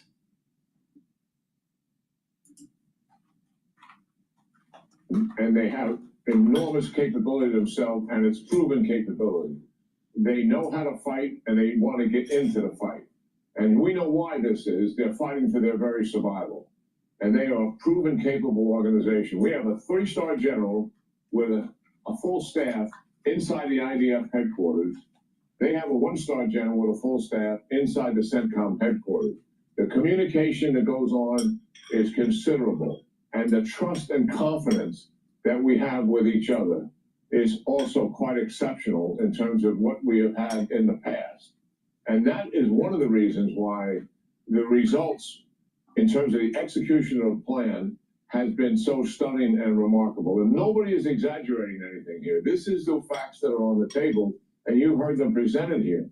The offensive operation is succeeding daily to strip away all of their offensive capability, ballistic missiles, and drones, and we're penetrating underneath the ground, think about it. sites. There are over 5,000 targets that have been hit. All right. Just imagine if we allowed Iran to continue to build up, and not just that, because of this war being so righteous, we're using this as a test bed and a shot over the bow with China. Because believe me, the war with China is going to be a lot worse. So we're using this to test our different capabilities. And guess what? It's not just military hardware. It's also the training of our military staff and also the war planning. And with all of that experience that is built up, we will become a very lethal force against China. Those missiles, take down those launchers, take down the transportation that moves them, take down the command and control. It is a systematic, deliberate approach to do it. And the same thing with the drones. And the proof is there. Objectively, the percentage of their ability to retaliate is down way over 90%. That is quite remarkable in itself. Defensively, Sean, we have been able to defend what they have been able to launch. They wanted to launch salvos of 25 and 50. Why? To overwhelm Israel's defenses and our own U.S. bases and our allies and partners in the region. They haven't been able to do that, only by an exception. 10 or 12, but normally 2 to 5. And that is well within our ability to handle it. And therefore, the penetration, in other words, what gets past the interceptors, is down in the single digits. It was 14% during the 12-day war, and in April, when Iran attacked Israel, it was up around 20%, which was totally unacceptable. So the fact that the casualties are light, and we certainly grieve and mourn and honor the 7 troops that we have lost and the others that are seriously wounded. And our heart goes out to their families. And with conviction, knowing what they sacrificed here, we are pursuing these objectives with deliberateness and vengeance to get this job done. But the reality is our casualties are very low. And it's because of the success of the offensive operation in taking down the means to attack, and also the success of our defensive operations in its ability to intercept it. It's true for us, it's true for our allies, and it's true for our allies in the region, and also for Israel, our partner in the fight. So yes, this operation is succeeding. 10 days in, how far do we have to go? It's based on the conditions. And that's what we mean. Based on the conditions of achieving those objectives will determine how long this takes. If you ask for an estimate in talking to our commanders about it, and I have, and the Israelis, we're talking a few more weeks to go on here. But that could change. It could be sooner based on our achievement, or it may take longer because other targets come up as opportunities for us, and we want to finish that job and make sure it's complete. That's the path we're on. Where is Iran in all of this? They got a new leader. And by selecting this leader, Sean, they have told the world that they're not going to make any changes whatsoever. This is a tyrannical, barbaric regime that is committed to its ideology to expand the Islamic Revolution throughout the region and throughout the world. And if they were able to survive this, they will try to recover their nuclear program, rebuild their ballistic missile program, support their proxies, and that's not going to happen. We're going to take all of that capability away from them. What do we see inside the regime? There are some cracks in the leadership in terms of feedback that intel services are getting. There are some morale problems in the security forces. There's huge amount of pressure that they feel. And the truth is, if you're a leader in this organization, you don't know if the fellow standing next to you is one of the informants that's working for the Mossad.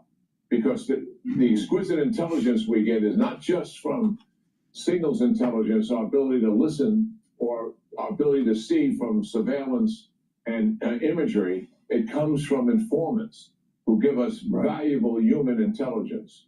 And so I'm not suggesting this is about the foe, but I am suggesting that there, as a result of 10 days of horror that has been brought to this regime, they are struggling and under pressure for sure. And it's going to get worse for them as the days go on. As the Prime Minister said, as Kevin Corke reported, be ready. The moment is coming. As President Trump said in the beginning, this is a once-in-a-generation. Please go to my store, the-studio-reykjavik.com. I want you to slow down the aging process, get healthy, so you can see a better tomorrow after we kick the shit out of Iran. Please go to my store, the-studio-reykjavik.com, and get the Structural Nano Silver Toothpaste. This Structural Nano Silver Toothpaste has no fluoride. Use this every day. It'll whiten your teeth, freshen your breath, reduce inflammation at the gum line, neutralize. That's really important, especially during the cold season. And by having better oral hygiene, you're helping your cardiovascular health and your valvular health. A lot of people don't realize poor oral hygiene can cause cardiovascular disease. Please go to my store, the-studio-reykjavik.com. Get the Structural Nano Silver Toothpaste. Get a few tubes for your household. It's the best toothpaste that you can get. I also have Structural Nano Silver Gel. You can get the Structural Nano Silver Gel in the tube form or in the quick dispenser. Use them the same way. If you have a cut, an abrasion, or a minor burn, put the gel on the wound. It will help to heal it quicker. You can apply the gel on your skin daily as the skincare, topical skincare. And if you're not feeling well or someone around you is not feeling well, especially during the cold season, all right, put it on your hands, around your mouth, around your eyes, around your ears, around your nose, lightly coat your nostrils. It stays active for 5.5 hours. You can't do that with Perel. Please go to my store and get the dual purpose structural nano silver gel, either in the quick dispenser or in the tube form. Make sure you stock up at home. All right, be prepared, because you never know when you need it. But again, you can use that gel daily for skincare. I have Max 35, Max 14, and Cleanse. Cleanse is 30 parts per million, Max 35 is 35 parts per million, and Max 14 is 14 parts per million. They're at different price points, but you take it the same way, and what it'll do is help to boost up your immune system. Take a teaspoon a day, swish it in your mouth, gargle about 20 seconds, and swallow. What this will do is neutralize and improve your oral cavity and your oral pharynx, help to maintain your mucosal barrier, and help the health of your epithelial cells in your oral pharynx. Super important to help to boost up that innate immune system. Now, if you're not feeling well, or someone around you is not feeling well, take a tablespoon or 2 a day, swish in your mouth, gargle 20 seconds or so, and then swallow it, right? You want to keep that oral cavity and that oral pharynx cleansed and neutralized, and by doing that, you're boosting up your immune system. So please go to my store, get the Max 35, Max 14, or Cleanse. Use discount 5, and you get $5 off any order.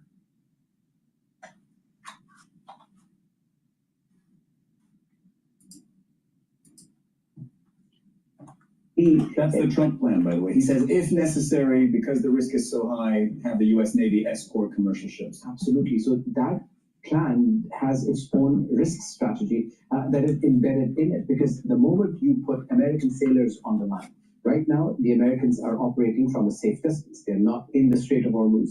Their ships are miles away from the Iranian coastline. But if they are accompanying them, as many military analysts, and I was talking to some people earlier on about, what could be the Iranian strategy.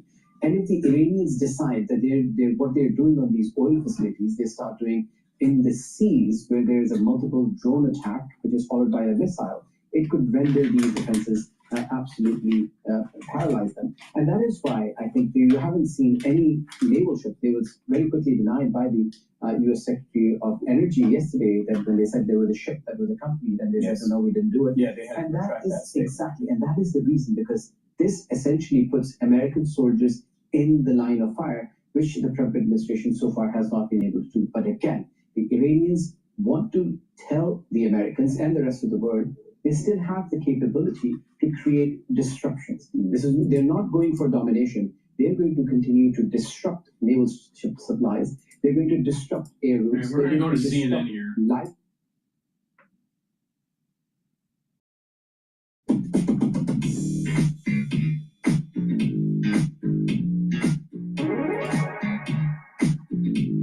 New images near the Strait of Hormuz off Iran, where new attacks are now sending oil prices on another wild ride today. This is a Thai flagged ship, one of at least 3 vessels that have been struck today in that critical waterway. Thailand's Ministry of Transport says 20 crew members have been rescued. 3, though, remain unaccounted for.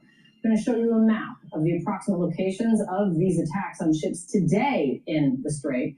A reminder, some 20 million barrels of fuel a day move through this critical shipping route, and it is clearly effectively remains shut down because of this very real threat. Let's get right to Paula Hancock's live in Abu Dhabi for the latest on this. What are you hearing here?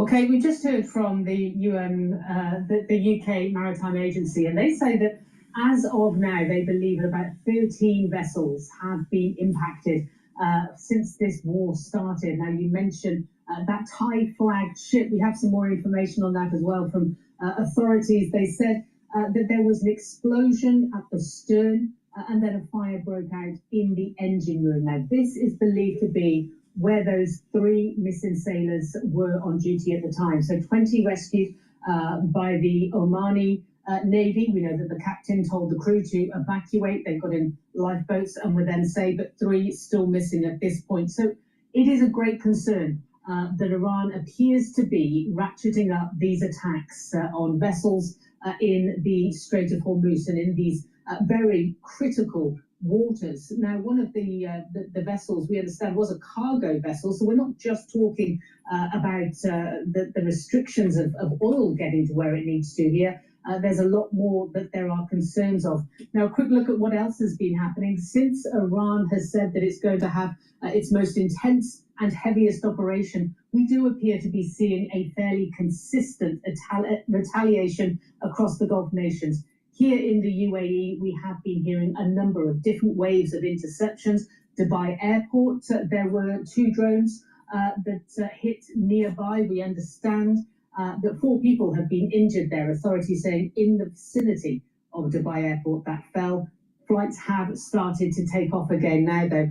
We also know that in Bahrain, in Kuwait, in Saudi Arabia, they have also seen interceptions and alerts over the past 24 hours. And Iran has also expanded, if you like, its target list. We are hearing from Iranian officials through state media that they say now offices and assets of major American tech companies with operations in the region would be considered a legitimate target. Now, clearly, there are many in this Gulf region. We also had an interesting quote I want to bring to you from the Qatari Foreign Ministry spokesperson saying that from day one they had warned that this could be the potential fallout of any military action in Iran. He said, quote, "This is the biggest I told you so in the history of I told you so's in the world." Clearly, there is frustration and anger among leaders in this region. Okay. Very clearly. Paula Hancock, thank you so much, Paul, for bringing us all of those new headlines. I really appreciate it. The geography is extremely well known and understood, and that's because of that the risks currently being faced are so severe. Take, for example, Maersk Shipping, which has got at least 10 ships that it says stranded in the northern part of the Strait of Hormuz, and many more on the outside that it can't get in or out because obviously the waterway is so difficult. In addition, they are refusing to send now ships up through into the Red Sea because of the possibilities of the Houthis and the risks around Yemen. As a result, something like Maersk is saying the current situation is absolutely uncharted. And the whole reason why, listen to DrPaulCottrell give you some truth here, all right? The whole reason why we're having this problem around the straits and around, the peninsulas in the Middle East is because we allowed for Islamic terror to take hold. And we had many presidents, including President 45, Trump 1.0, not willing to kick ass. Well, if we had presidents that weren't so chicken shit, including Reagan, we wouldn't have this problem.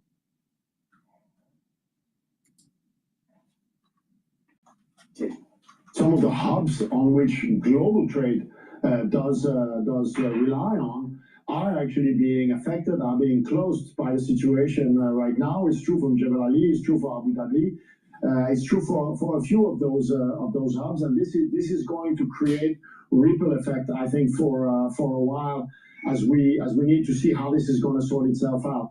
In the short run, we can manage this, but if this was to endure, this would create, I think, serious congestions and serious issues across the global supply chain. What happens next is anybody's guess. The very idea that this area is being mined by the Iranians, or indeed that the US is going in and starting to attack those various rubber dinghies and ships that's doing the mines, it's simply unheard of and frankly, we don't know how it will develop. The only thing we can say with any degree of certainty is that as long as that waterway remains closed, then the price of oil just keeps rising.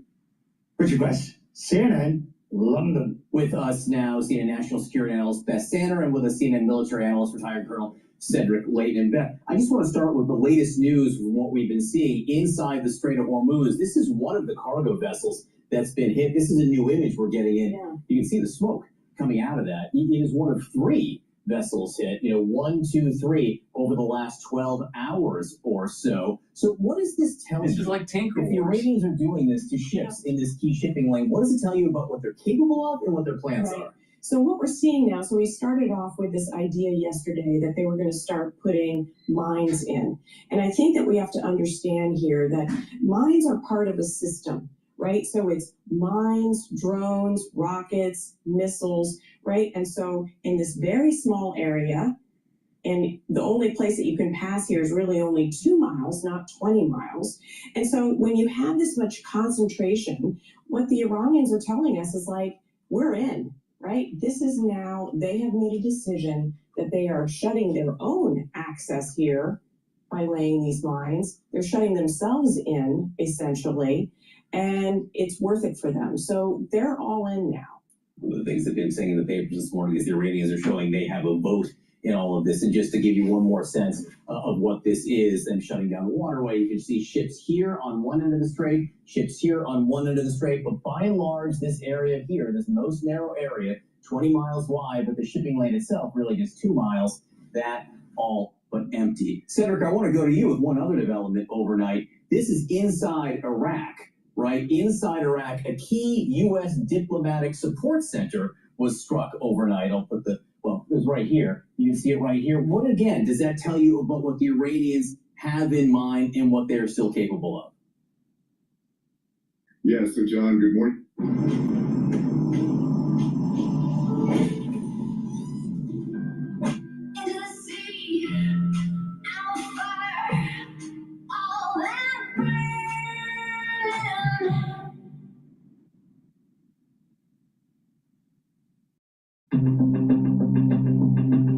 I gamla dagar så hade vi inte några alkoholistare och många som skadade sig, ryggen, skulder, hela kroppen då. Och vi hade många som var.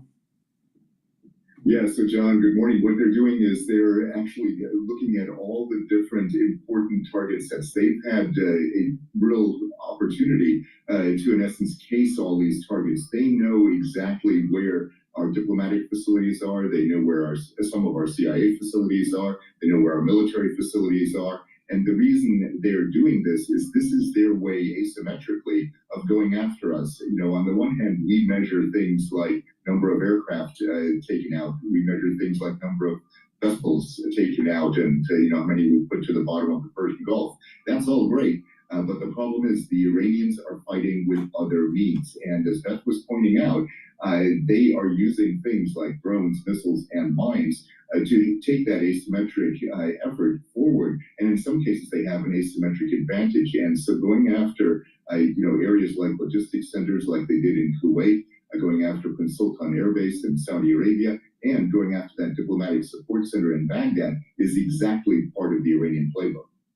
And as they try to show, go ahead, Beth. Yeah, so what I want to add to that, and I think, Cedric, you can jump in and disagree if I'm wrong here, but I mean, it's very, very likely that this was done by Iranian-backed militias that are Iraqis, right? We have not seen them join the fight. We have Hezbollah committing suicide in Lebanon, literally, because, Israel is beating the crap out of them. And now we have Iraq joining in. Are we going to have Yemen join in? Are we going to have the Houthis join into this fight, which would, move us to the Red Sea? They haven't done that yet because it's not exactly in their interest right now to draw fire. They're kind of on their back heels right now domestically. But this is, again, an expansion of the war that we were kind of waiting for. It hasn't happened, but maybe this is it. Cedric, when we go back to the Straits, Go ahead, Cedric. Sorry, I didn't mean to interrupt. Go ahead.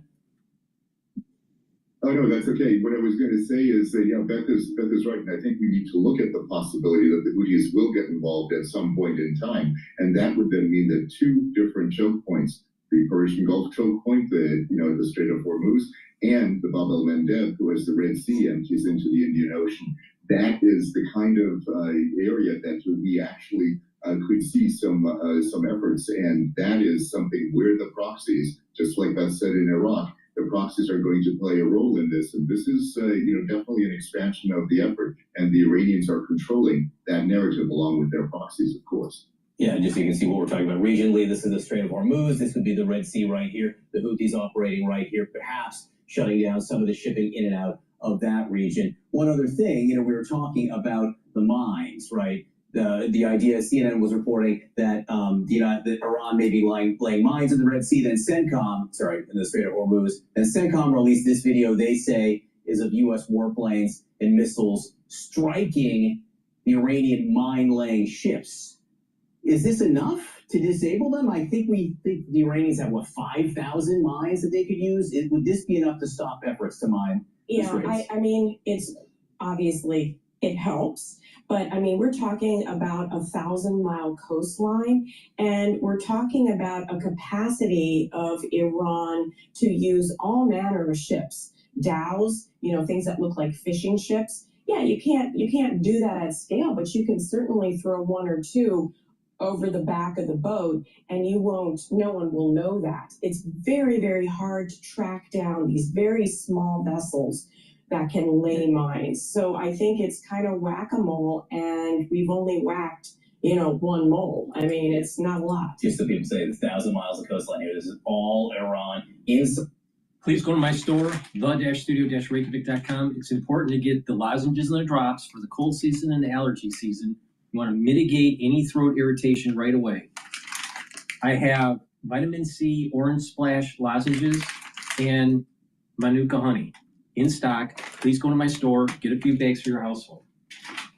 I also have the drops in blueberry, in cherry flavor, and also in honey and lemon. So please go to my store, get the drops and the lozenges, stock up for work and at home. Be prepared. Use discount 5 and you get $5 off any order. Go to my store, the-studio-reykjavik.com.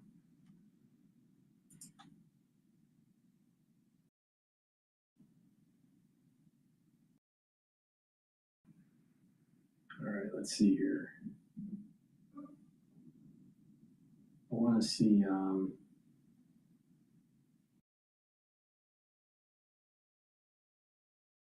Let's listen into live now.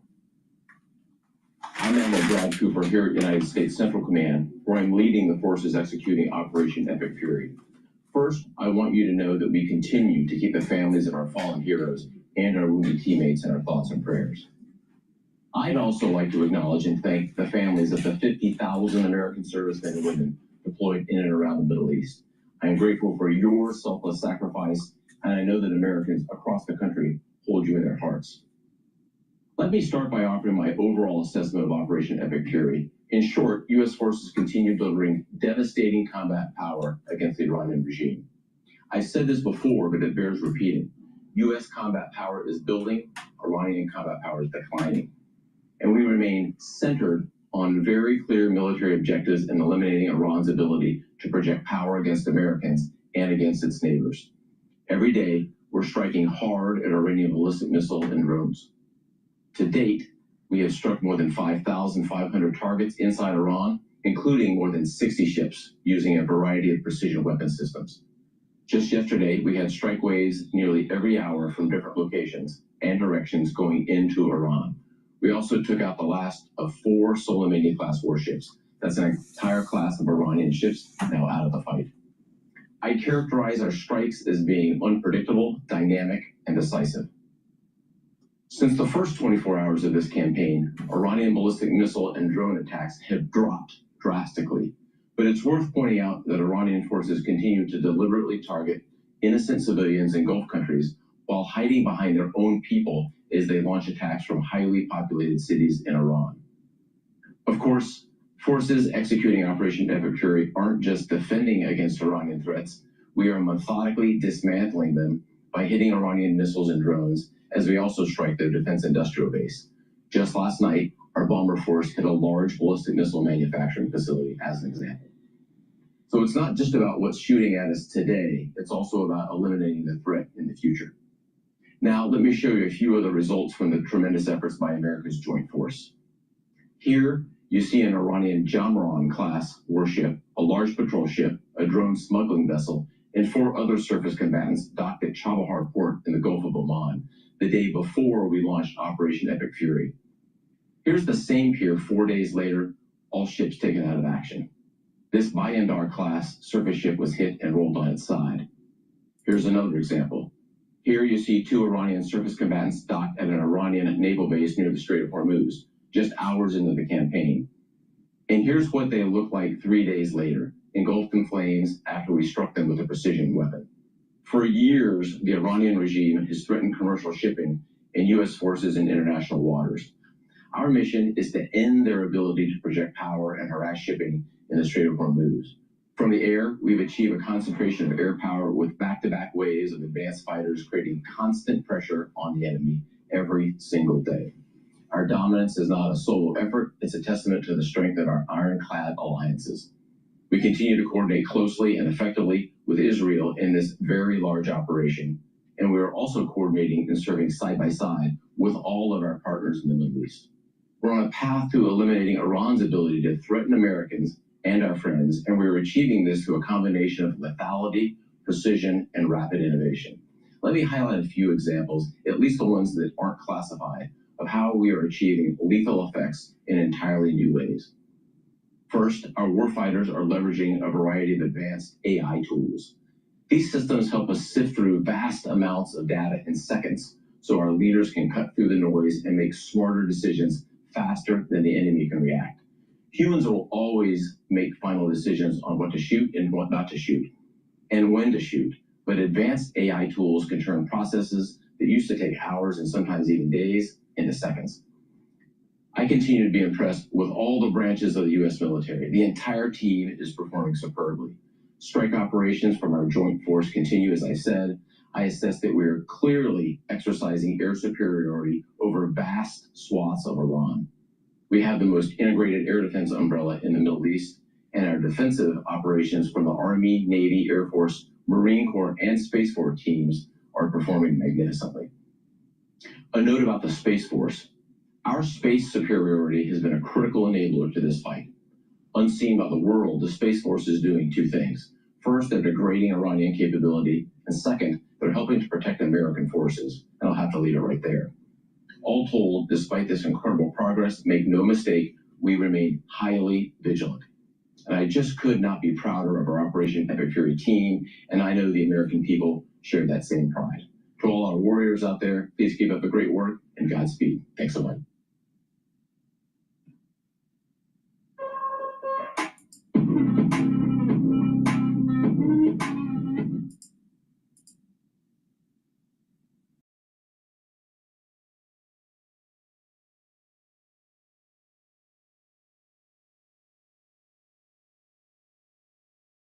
All right, let's listen into, I want to listen into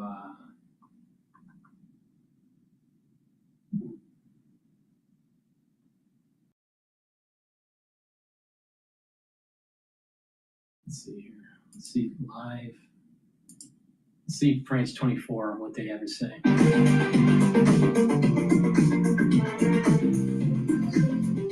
France 24, your economy explained. Liberté, égalité, actualité. They're on the weather right now. It's live now.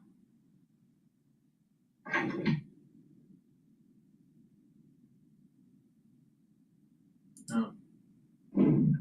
All right, looks like we caught the tail end into the afternoon. A lot of discussion there about the shutdown as well as the latest on the conflict with Iran. What I want to do, we missed Senator John Thune speaking a little bit earlier. That was maybe 30 minutes ago. Natural gas is trading at 3.15, so it's been going up. And oil is now past the 87 handle for the, or it's at 87.10 right now. So energy is up. Gush is trading at 35.38.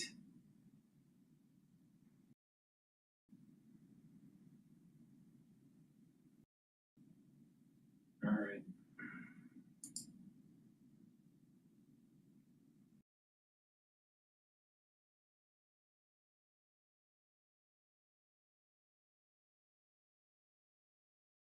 Let's listen into this live now.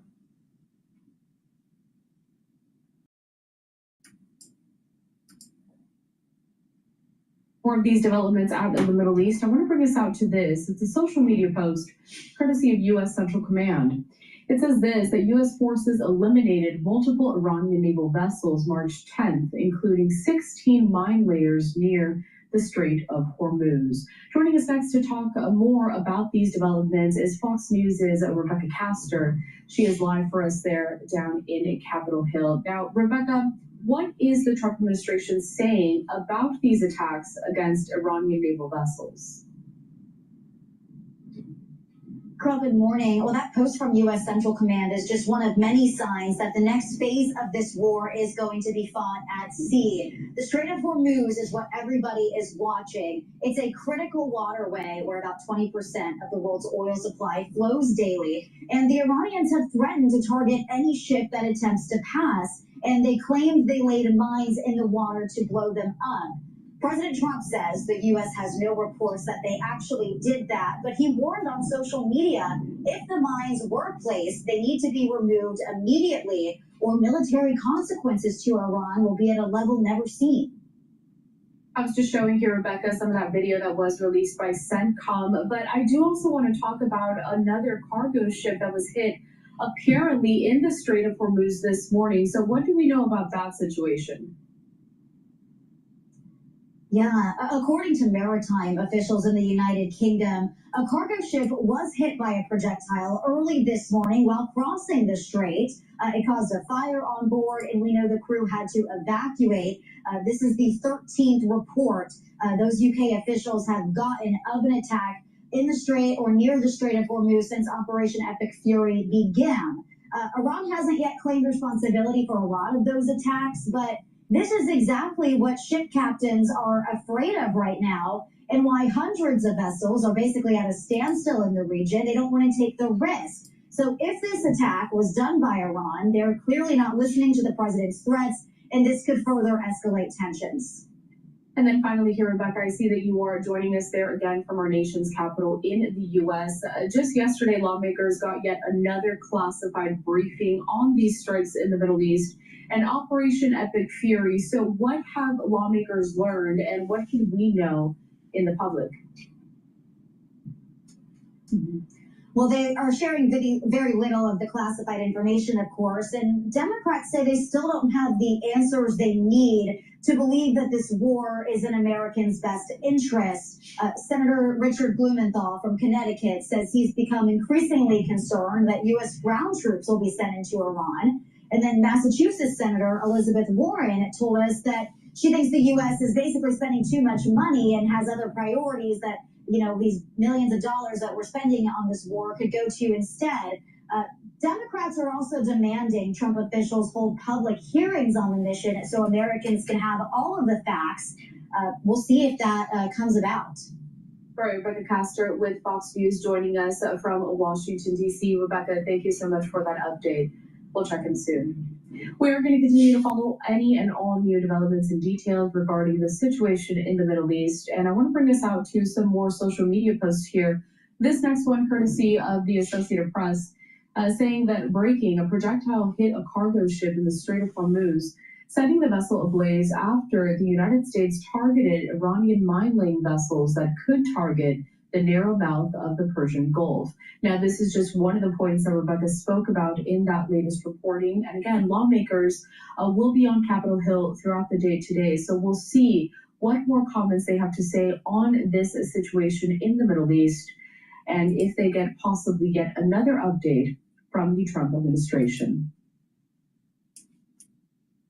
Please go to my store, the-studio-reykjavik.com, and get the collagen. This is a very effective way to improve your skin, your hair, your nails, your musculature, your bone density, even your joint health. It's a month's supply. Take it every day.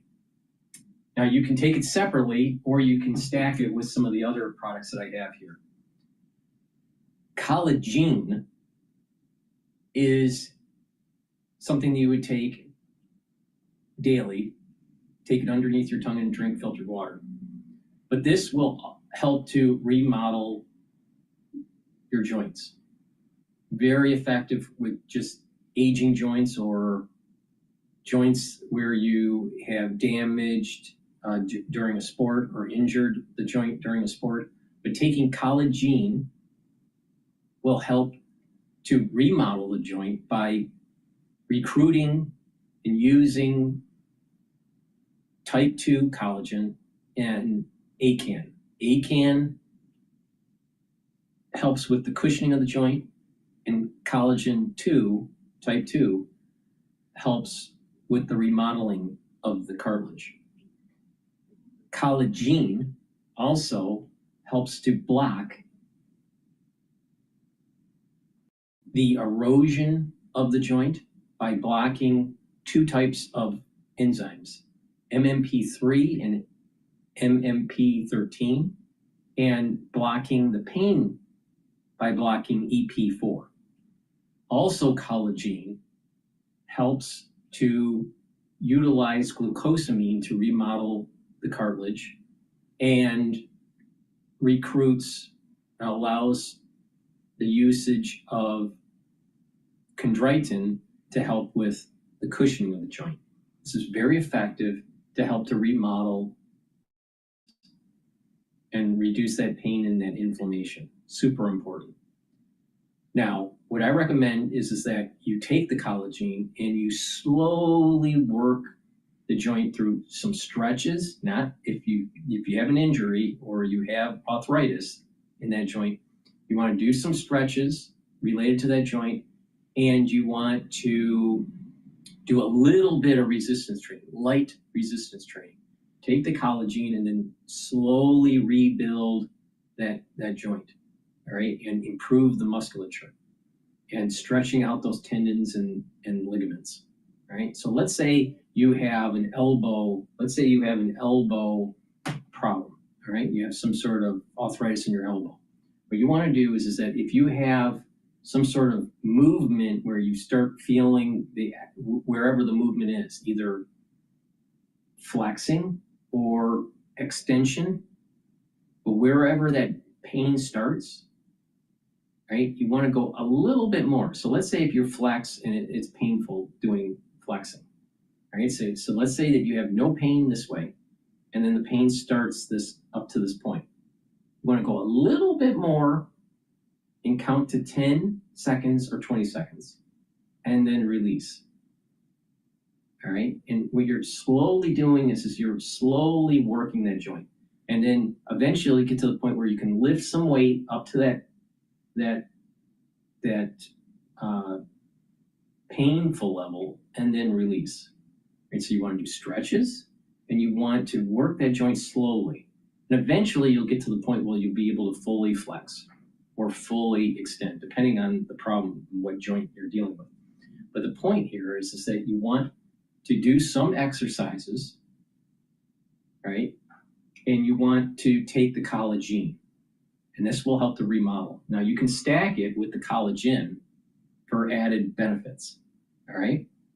But this is really powerful, and by taking the collagen, you'll have the amino acid profile and the ingredients to help with remodeling the joint. Now, for pain relief, you can also take super strong relief. Now, this is dual purpose. If you have a sore muscles from a workout, or you pulled a muscle, if you have a headache, or if you have joint pain, apply it on your skin where that pain is. That pain will be reduced or eliminated within 30 to 60 seconds. All right? It's temporary relief, but this gives you the relief that you need to reduce that pain. Now, again, if it's joint related, either because of osteoarthritis or some sort of sports injury, you want to remodel that joint, and you need to do some stretches slowly. You build up the strength of that joint, and you're stretching it out slowly over time, and it'll get better. And you want to take the collagen every day to help to remodel and reduce the erosion, right?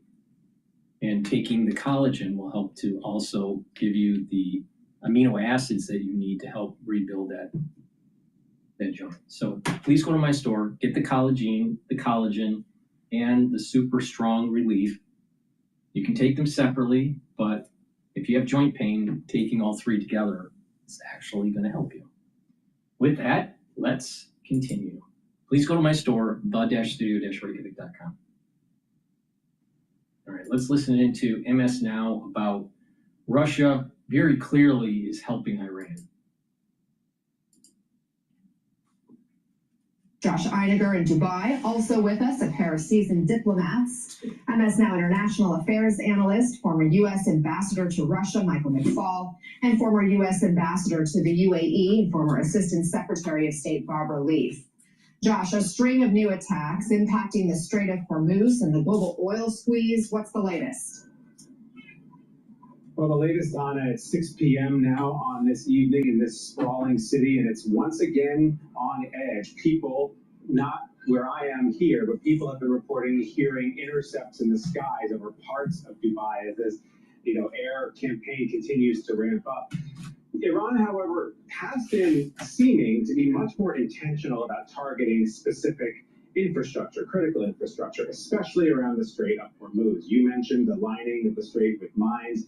They, right now, in the last couple of hours, have targeted not one, not two, but three individual cargo ships on one side or the other of the Strait of Hormuz. One of them was on fire. The crew had to abandon ship.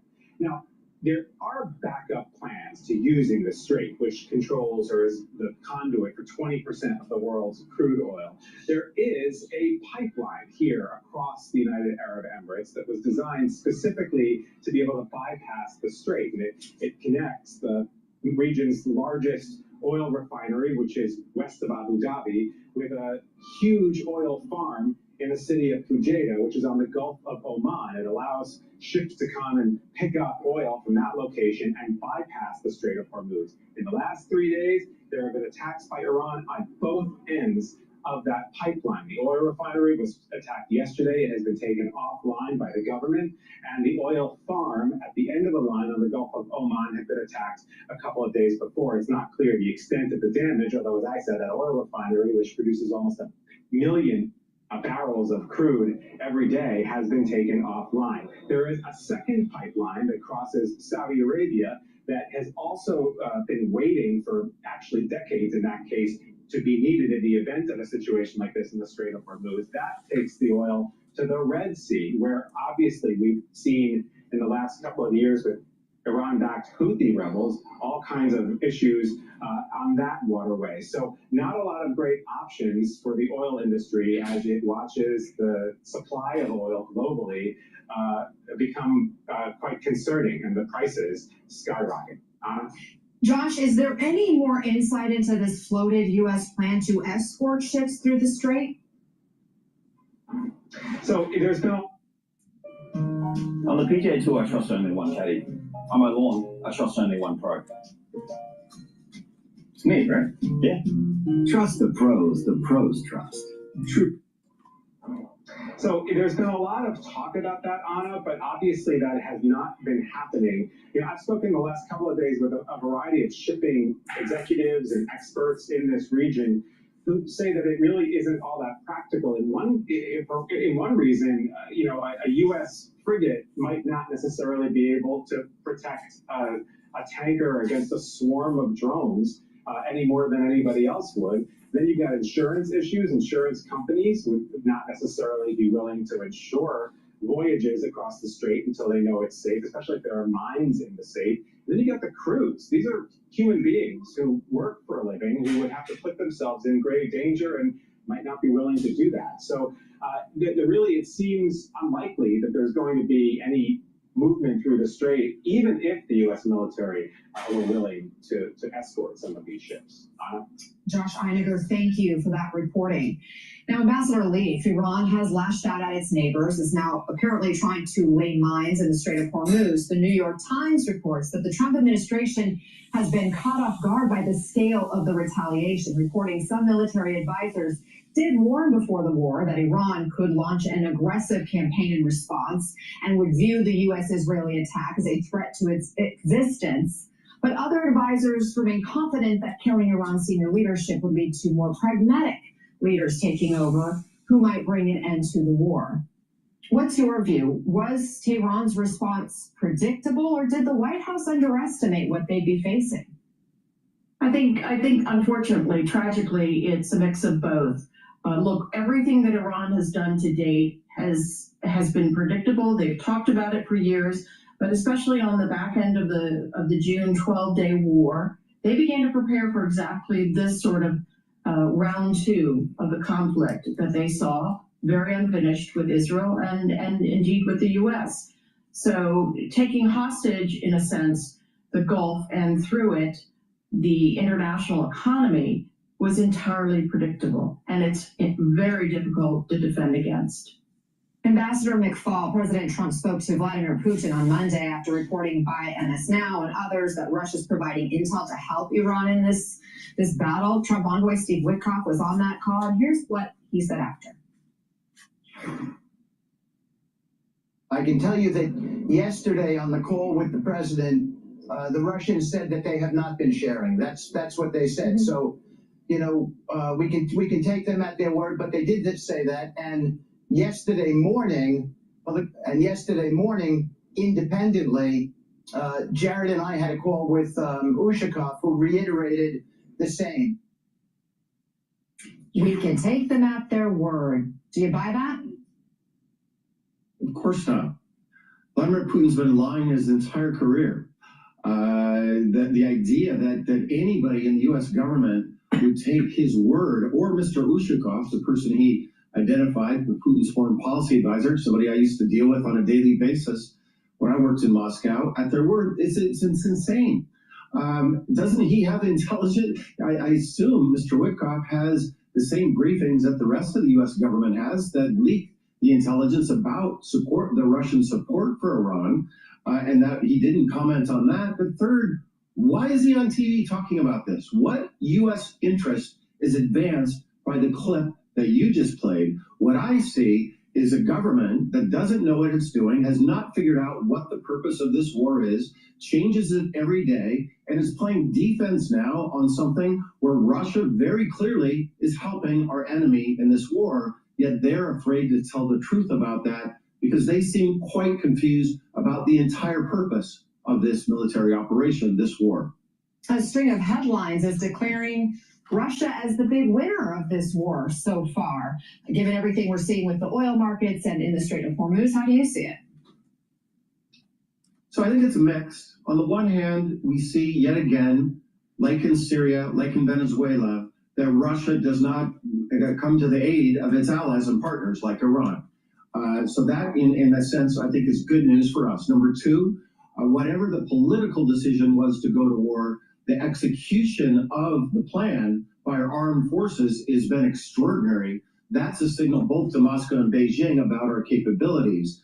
But in the short term, yes, oil prices have skyrocketed. That means Putin has more money to fight his war in Ukraine. And Russian oil doesn't go through the Strait of Hormuz that you've been talking about. They have other ways to do it. Therefore, in the short term, they benefited.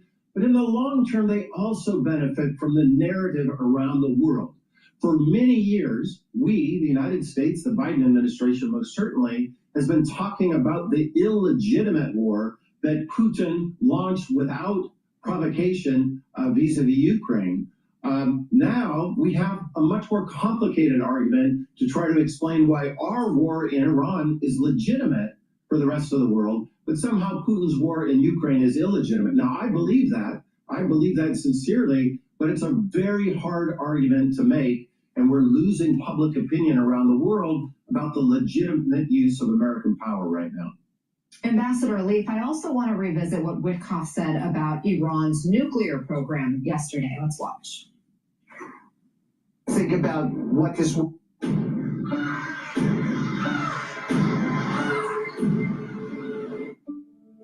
Something's different. I'm changing. Think about what this world would look like if you didn't have Donald Trump as the president. Because in a year, if you had someone who didn't have the courage to do this action, you'd have 30 or 40 nuclear bombs. And what would the world look like there? Is that claim grounded in reality? And what do you make They had of Witkoff's 60% uranium enrichment. Of course they could have. I mean, I have to go back to something really critical that Ambassador Paul has laid out, which is the administration failing consistently to answer 4 questions: the why, the what, the how, the when, to the American people, but also to the partners who are on the front line receiving all these missiles and drone attacks, as well as partners in Asia, Europe, and finally the enemy is listening to all of this. So, you know, why now? What would They had 60% enrichment of uranium. You do not need that for civilian use. That's only for building up a stockpile for potential breakout. That's the only reason you'd have that. There's no other reason to have that much at that level of enrichment.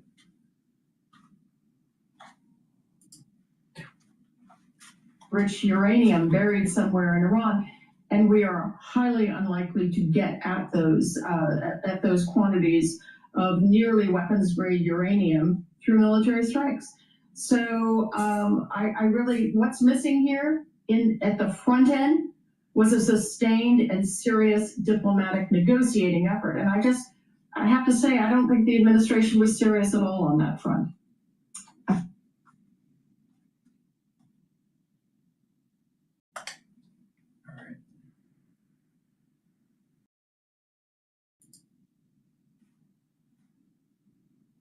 Let's see what else is going on in the news.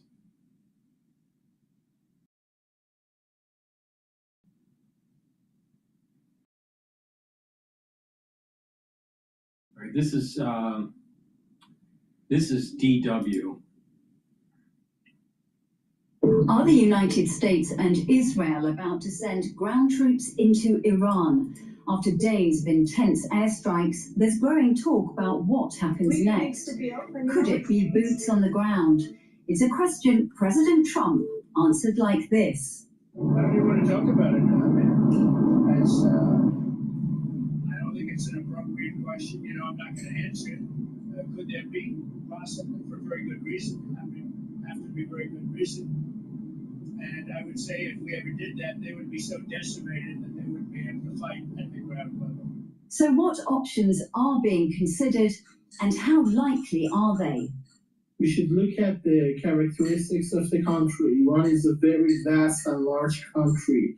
So because of this, if they want to go after regime change, or if the US and Israel decide to eliminate and eradicate the Islamic Republic as a political system, this means that if we exclude the role of the people coming to the streets, they have to bring something between 800,000 to 1,200,000 soldiers to Iran in order to make sure they can eradicate the Islamic Republic.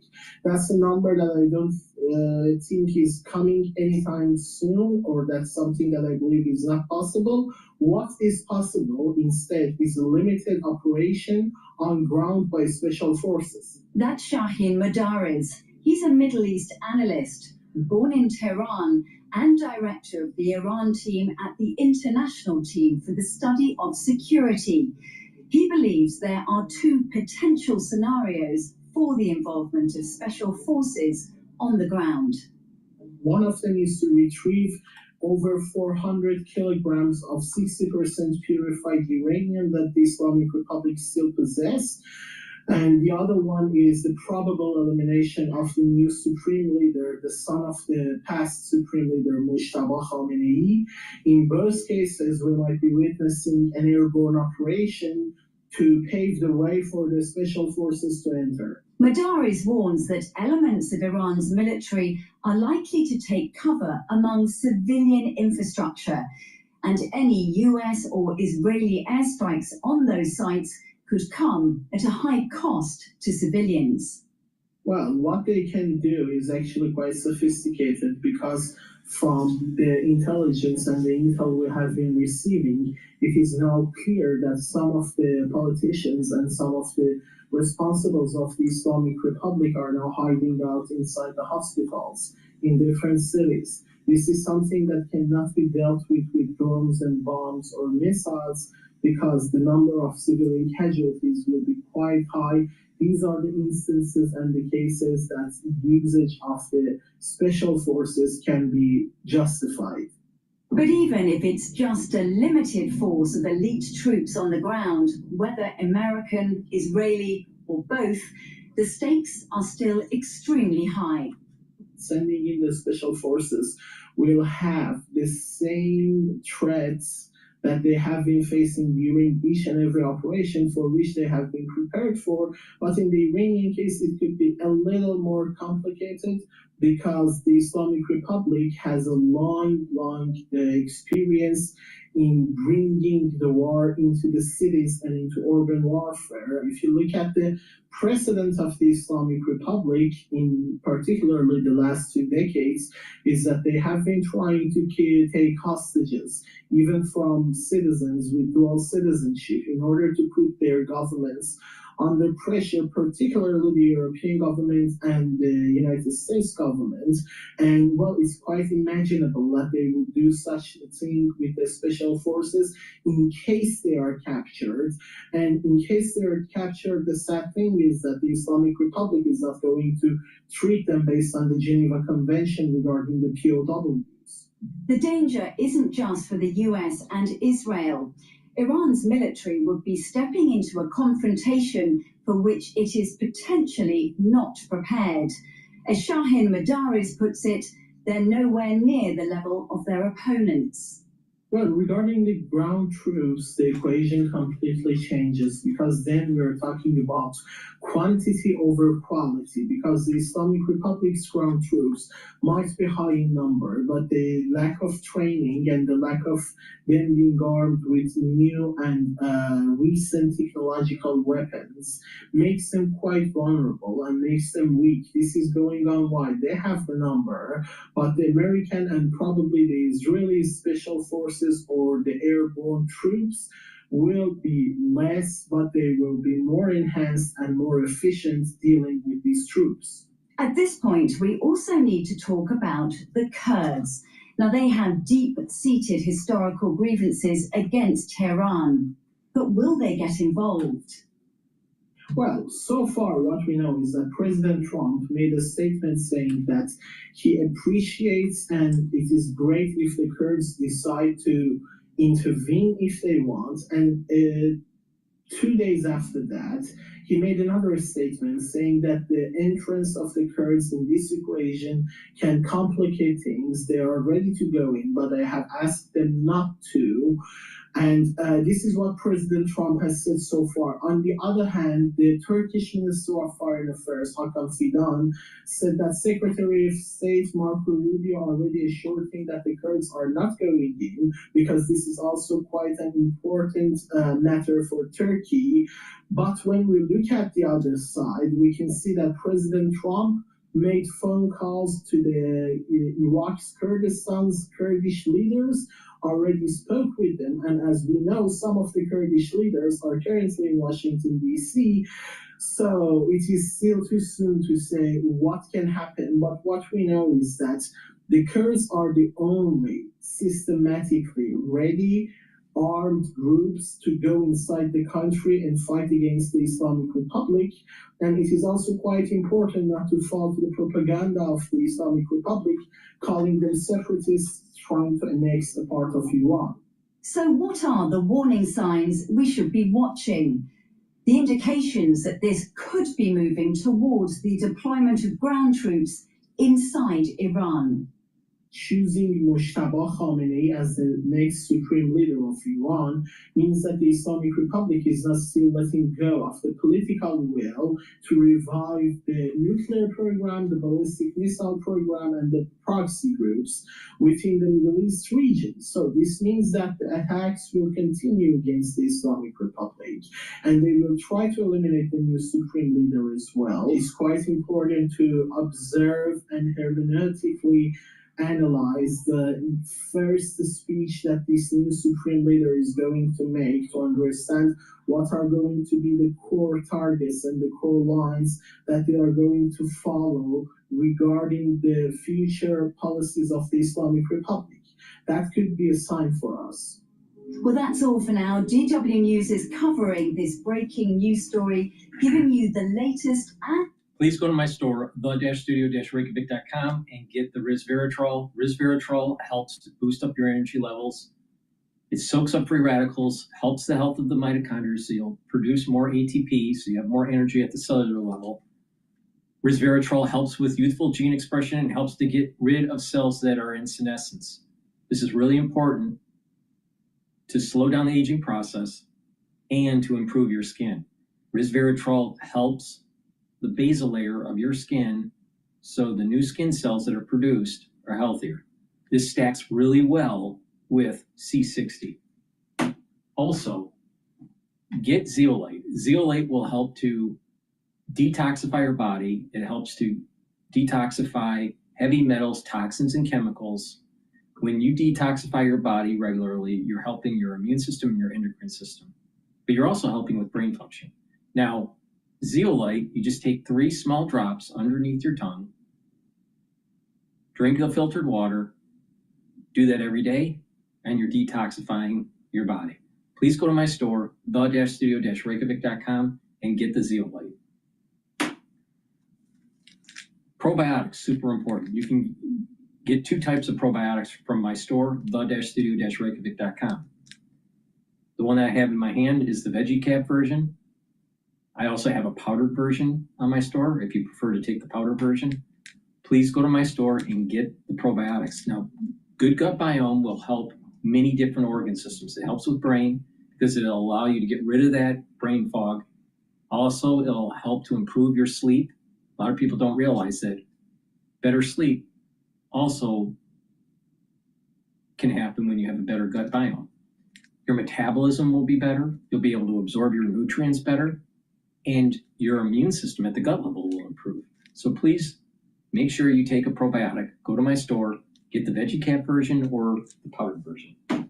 Digestive enzyme complex helps to reduce the load on your pancreas. This will help to break up carbohydrates, proteins, and lipids, so you're processing your food properly and absorbing your nutrients. This has bromelain in it, so it's fibrinolytic, and it has the proteolytic enzymes to break up glycoproteins. That's super important, especially when we went through the crisis of 2020. So take my advice, reduce the load on your pancreas, break up those carbohydrates, proteins, and lipids by taking the digestive enzyme complex. This is super important to take every day if you're 40 years of age or older. If you're an athlete, younger or older, you'll also benefit by taking digestive enzyme complex to help to break up your pre or post-workout fuel source. And lastly, vitamin D3. Vitamin D3 helps to absorb calcium, and it will help when you do resistance training to build bone density. Vitamin D3 is a gene expression cofactor to help cells work properly. Vitamin D3 also helps cardiovascular health. So please go to my store and get the vitamin D3. Vitamin D3, if a cell is infected, it will help for that cell to go into apoptosis. So that's also important, especially during the cold season. All right, with that, let's listen to Al Jazeera. On day 12 of the war, while the American and Israeli strikes continue, people have gathered here at Envelope Square to take part in the funeral of some of the military commanders of the country. Among them are four of the country's highest-ranking figures. Abdurrahim Sari, the chief of the staff of Iran's armed forces, Mohammad Cottrell, the IRGC commander-in-chief, Ali Shamkhani, the Secretary of Defense Council, and the longtime figure in Iran's national security establishment, and Aziz Nasirzadeh, the country's defense minister. They were killed on the first day of the strikes, which targeted the office of Iran's supreme leader, Ayatollah Ali Khamenei, who was himself killed in that attack. But the blow does not stop with these high-profile losses. The strike have also targeted military command centers, barracks, I would definitely naval vessels, and other parts of Iran's defense infrastructure. In response, and despite these setbacks, Iran's armed forces have delivered a strong message of defiance and deterrence, launching retaliatory attacks on Israeli territories and on U.S. bases across the region. We will take revenge for the blood of these martyrs. We can't sit quietly and watch what they want to do to us. Whatever they do, we'll respond even more strongly.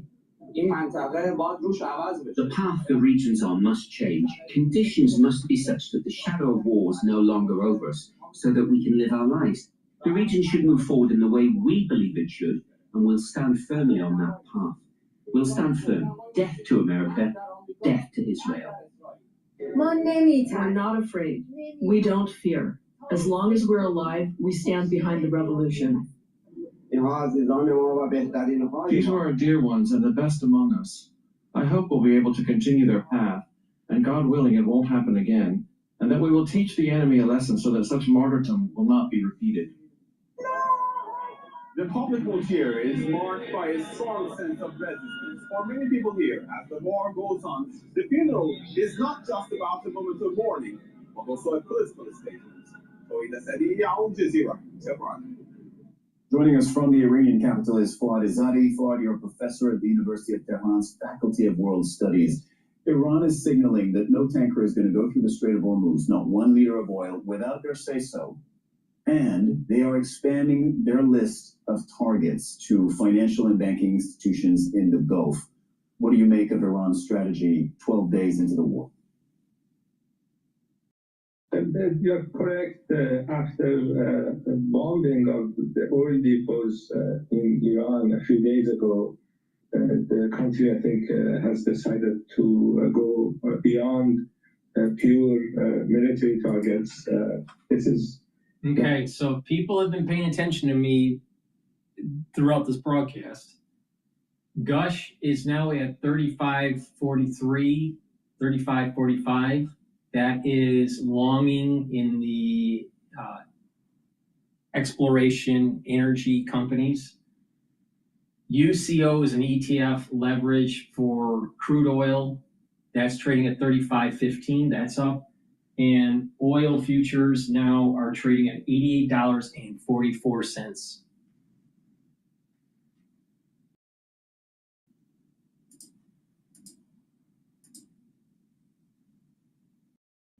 That the target in these attacks were not military locations. They were residential buildings and areas, food distribution facilities, airport, ports, energy installation, and critical civilian infrastructure. Moreover, we emphasize on the repercussion of disturbing trade and maritime routes on regional and international economy affecting everyone. Yesterday, Bahrain, on behalf of the Gulf Cooperation countries and Jordan, has presented a draft resolution to the Security Council, which was put in blue yesterday around 2 p.m. The Council will take action today on the draft, today 3 p.m.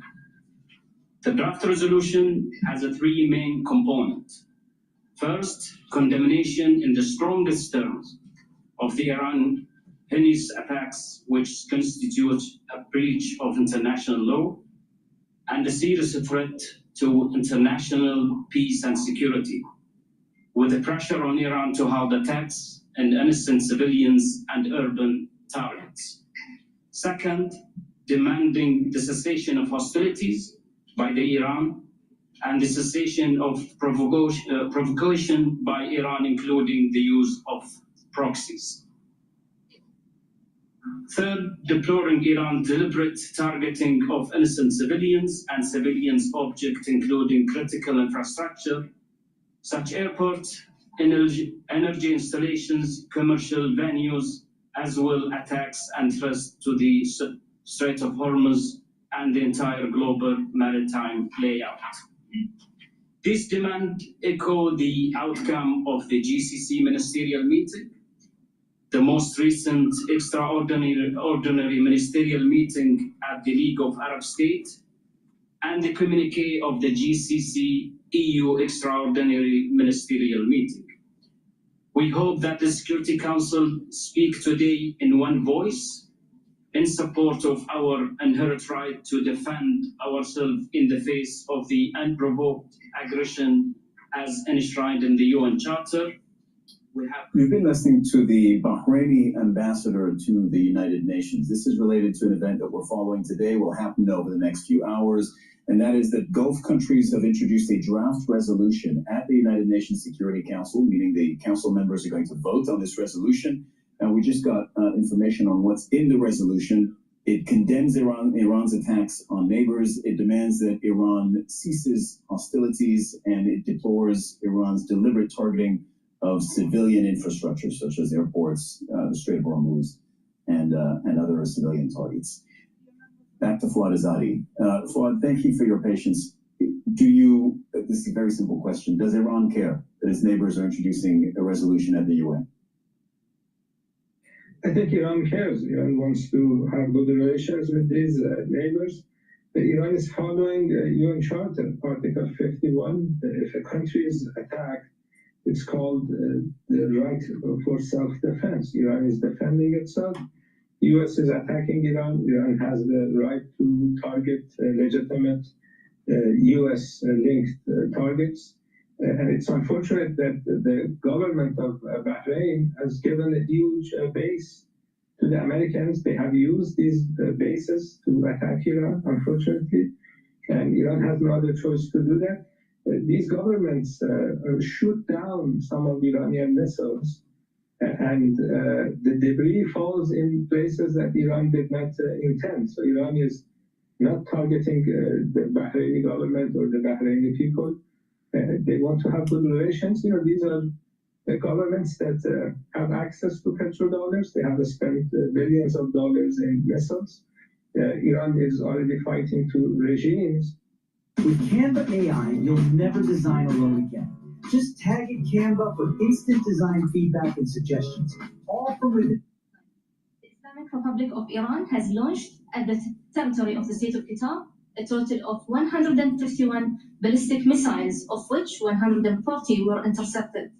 A total of 9 cruise missiles, of which a number of were intercepted. A total of 111 drones, of which 91 were intercepted. All right. No casualties. I want to switch over to another clip here. What's going on? See, listen to BBC.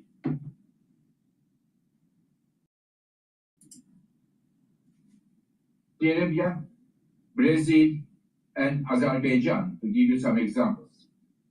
And also with ministers from major energy importers and trading hubs, such as India and Singapore.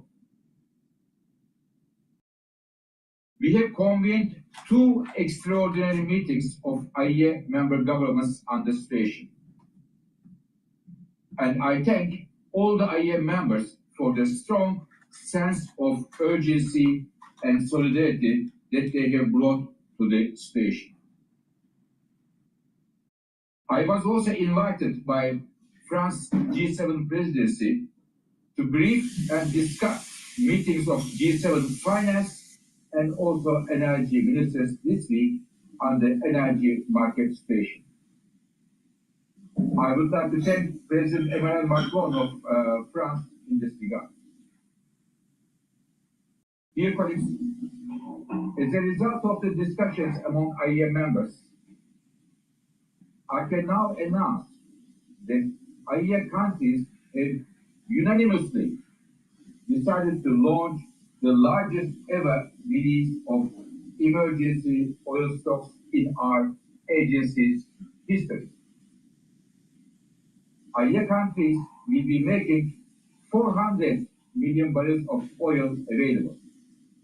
I repeat, 400 million barrels of oil available to the market to offset the supply lost through the effective closure of the Strait. This is a major action aiming to alleviate the immediate impacts of the disruption in markets. But, to be clear, the most important thing for a return to stable flows of oil and gas is the resumption of transit through the Strait of Hormuz. Dear colleagues, in this context, IEA will continue to actively monitor the situation in markets and to make further recommendations to our member countries if needed. As I mentioned in the beginning of my remarks, the IEA was founded over 50 years ago with the core mission of upholding energy security. This is what we are doing today for oil markets and what we have been and will continue to do across the entire energy sector. Thank you.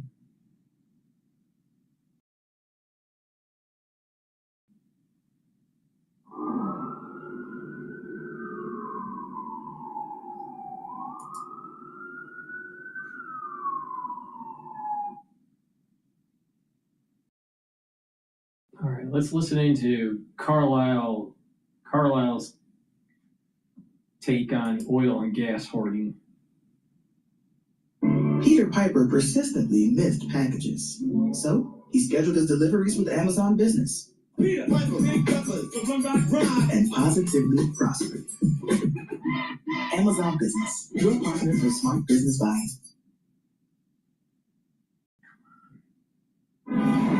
Noise. There's a lot of it these days, especially when it comes to technology. And with so much... You believe that even if there's a ceasefire, tomorrow, right now, the next 5 minutes, the world's changed. The politics of the crude. What's changed? For one, you've disrupted global supply chains. This is not just a disruption of it's gas, it's fertilizers, it's metals, it's petrochemicals, the list goes on and on. And then you've disrupted supply chains in countries all over the world. The ships are in the wrong places. The insurances are being canceled. You've taken the pressure out of the fields that you've shut in places like Saudi Arabia or Iraq or even in the UAE. The list goes on and on. The damage is going to take months to unwind. But I want to bring it to the immediate. There is no policy response that can stop this ascent in crude. None. And yes, you hit this 400 million barrel headline. Flow rate is what matters. You know, the maximum sustainable flow rate is 2 million barrels per day.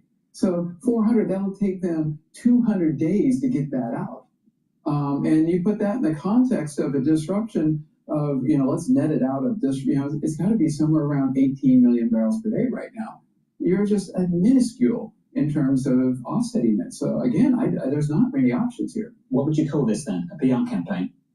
In terms of doing this, it's all they have. They're going to do whatever they can. But I think the key issue here, keep the hoarding down. Because we know what happened in the 1970s when you got the hoarding.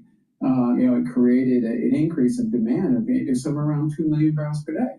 In the size of this market, try 3 million barrels per day, on top of the disruption of somewhere around 18.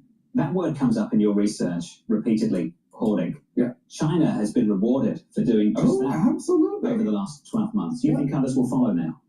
They already are. Whether places like Japan and Korea, they're hoarding anything they can get their hands on at this point. And it even happens down to people driving. Keep your tank filled up. By the way, that's meaningful in terms of demand pull.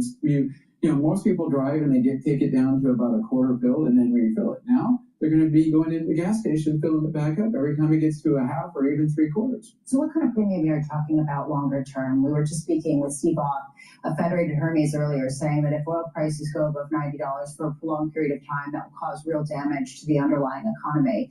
Is that a base case for you? By the way, the one thing, and we're going through a regime change. This is not a trade. This is a regime change. We're moving from that world that was defined from 2014 to 2024, is the new economy boom, driven by Mag 7 is a technology boom, asset light. Similar to what we saw the dot-com boom. What came after the dot-com boom? Remember, it was the exact same thing. You had a geopolitical event, switched you in 2001, and then actually directly connected to the 9/11 was China's admission to WTO. By the way, they were connected.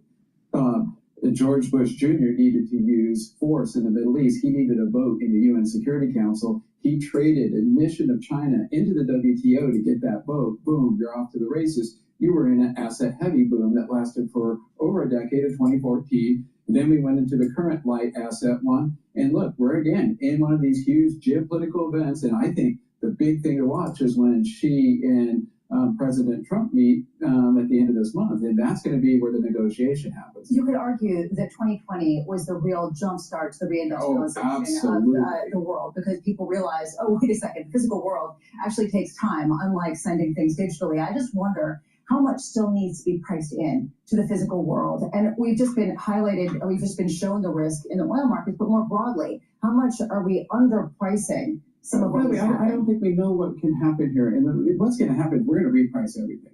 It started, and by the way, metals since 2020 are just a straight line going up. Everybody looks at the last couple of months, but it's just, here's a point I like to say is that you looked at the returns of companies in 2000 when we were at $20 oil. They were like 20 or 30%.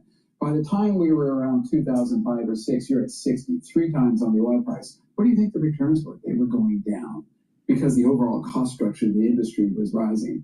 So we ask about how high it can go. Metals are going up, their cost of capital is going up, the currencies weaken, your labor goes up, all of this begins to happen. You reprice. I don't want to speculate. I like to say, get long, buckle your seatbelt, hang on for the ride, and we're going to reprice this thing. Where it reprices, I got in trouble back in the 2000s with, I'm not going to repeat the numbers again, but I think the key point here, what do you want to own? Own the hard assets, own the halos, own anything that, and I love that term. The term we called it in the 2000s was the revenge of the old economy, because it was coming off the back of the dot-com boom. This time around, I love that term, halo. Heavy asset, low obsolescence. Own those assets and hang on. And I want to own metal, I want to own gold, I want to own oil. And by the way, again, this is a huge disruption. It's just not isolated to oil. What do you make, though, about central banks right now, some of the dwindling reserves and some of their appetite to buy gold? I think what you're going to see is even more demand for gold out of this, because ultimately you're really going to be question how is the financial situation in the U.S. I'm going to go talk about what is really different about this time versus any other time in the last 50 years in oil.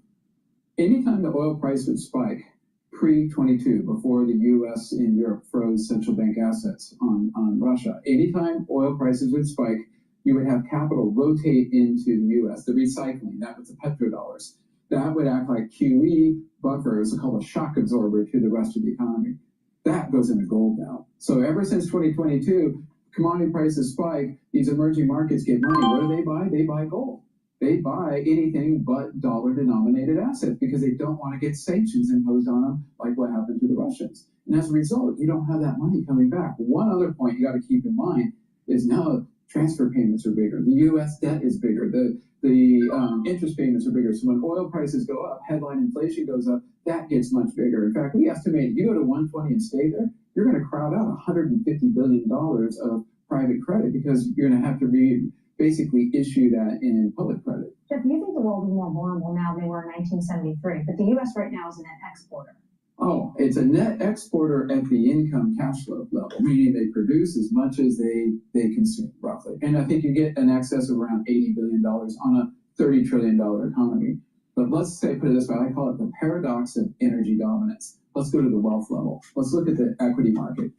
Energy, 3% of the market. 3.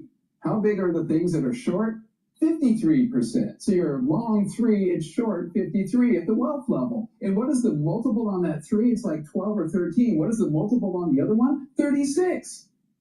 You're in trouble at the wealth level. You may be safe at the income level, but you're in real trouble at the wealth level. Then you get at the credit level. Now you got that. Now you're taking your shock absorber because of the sanctions you imposed on Russia's central bank and turned it into a shock amplifier.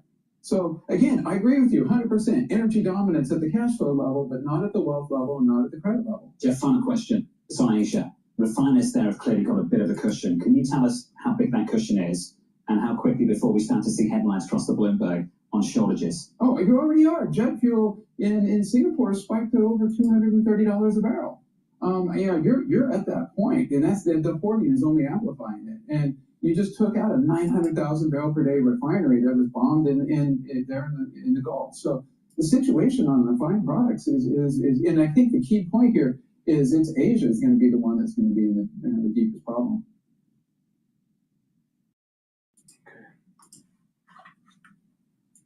Going to be where the negotiation happens. You could argue that Please go to my store, the-studio-reykjavik.com, and get the heirloom barley. This will help to detoxify your body, bring down inflammation, and soak up free radicals. When you do this regularly, you're slowing down the aging process, you're helping with brain function, helping with your cardiovascular health, and also your immune system. This is really important to take every day. Now, this is a month's supply. You can mix it with soft foods, filtered water, smoothie, or even with milk, but take it every day. Please go to my store, the-studio-reykjavik.com. Now, I also have Gladiator barley, which is very similar to heirloom barley, but there's one added benefit, and that is it'll help to build muscle. So do some resistance training, take the Gladiator barley. This will help to build the muscle, but it'll also bring down that inflammation. You'll recover quicker, soak up free radicals, and also detoxify your body. So you're helping with your endocrine system, your immune system, your brain function, and your musculature.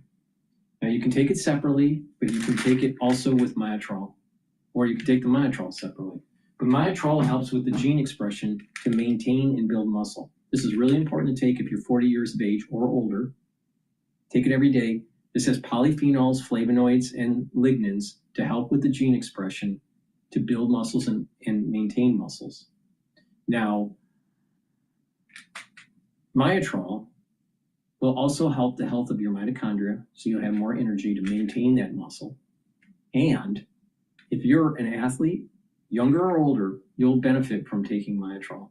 You should take it every day while you're doing your strength training, and you'll gain strength for your sport.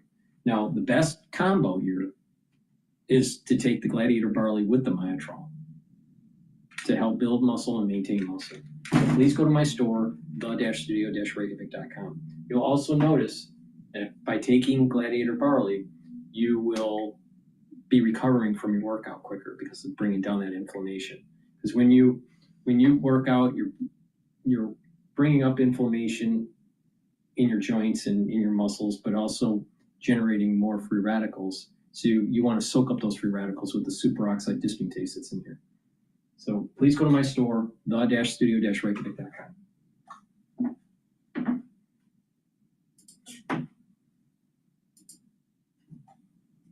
Still standing. Lina Sinjab in Beirut, thank you so much. Well, we're joined by Brighteon Channel, who is from the BBC Persian service, which is used by 24 million people around the world, but predominantly in Iran. We're hearing that Iran's Revolutionary Guard Corps has been re-beginning its wave of strikes across other nations. Just bring us up to date where we are with this. So yes, they have started actually a couple of hours ago. They released a statement saying that they have started actually 38 wave of attacks on Israel and also neighboring countries, where they claim that these are American targets because these are facilities used by the American forces. But in Iran, we have had more reports of attacks on Tehran and also on the city of Marivan in western Iran. And a hospital has closed in the southern city of Bushehr on the Persian Gulf. Bushehr is the same city that hosts Iran's only nuclear power plant, and also Rosatom, which is the Russian company that is involved in nuclear power generation, has said that it has taken out 150 members of staff from the Bushehr power plant and taken them out to Russia. So that is what is happening in terms of war. And from what we are hearing from people in Iran is that since yesterday, when the chief of Iranian police kind of threatened everyone that if they share any pictures or videos with the likes of BBC Persian or even post them on social media, they will be targeted and prosecuted and punished. We are hearing messages from people who are very reluctant in terms of sharing pictures and videos. So our work in terms of finding out exactly what is going on and verifying that has become even more difficult. And also people are talking about, many cities having some sort of a military atmosphere. There are many checkpoints, guarded by Basij militia, which makes it very difficult to kind of live in the city. Or I want to listen to Ian. Since the beginning of this war, Donald Trump has sent conflicting messages about what the U.S. aims to achieve and how long the fighting could go on. After a few days, Trump was already boasting the U.S. was ahead of schedule in achieving its military aims, suggesting the war would be wrapped up within 4 to 5 weeks. He has also been saying the U.S. could expand its operations, though he's insistent that will not lead to another lengthy conflict in the Middle East. We took a little excursion because we felt we had to do that to get rid of some evil. And I think you'll see it's going to be a short-term excursion. How good is our military, right? Amazing. How good? Short-term. Short-term. For more on this, let's bring in Ian Bremmer. He's a political scientist and founder and president of the political risk consultancy Eurasia Group. Welcome, Ian. Tell us, how do you interpret the latest mixed messages from U.S. President Donald Trump and his administration? On the one hand, Trump suggests that the war is almost over, and he also says that the U.S. is going to go further. What do you make of that?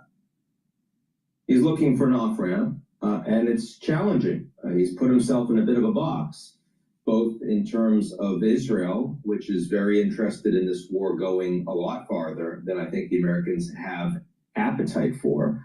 Also, in terms of creating stability in the Gulf, which is a lot harder than Trump would like it to be. And of course, there are market implications and energy implications for that. And then finally, getting to yes with whatever the Iranian regime is going to be. And that's a very different place from what Trump was saying just a few days ago, from the demands that he had coming from Iran. Trump insists that the U.S. military campaign in Iran has been a tremendous success. How do you see it? Well, I see that whatever Trump does, he's going to paint it that way. I'm not surprised. No one should be surprised. There have been successful aspects of the strikes. The Iranian Navy is basically destroyed. Their ballistic missile capabilities are mostly destroyed. And if you want to decapitate the leadership, you have decapitated a fair amount of the leadership. That all matters.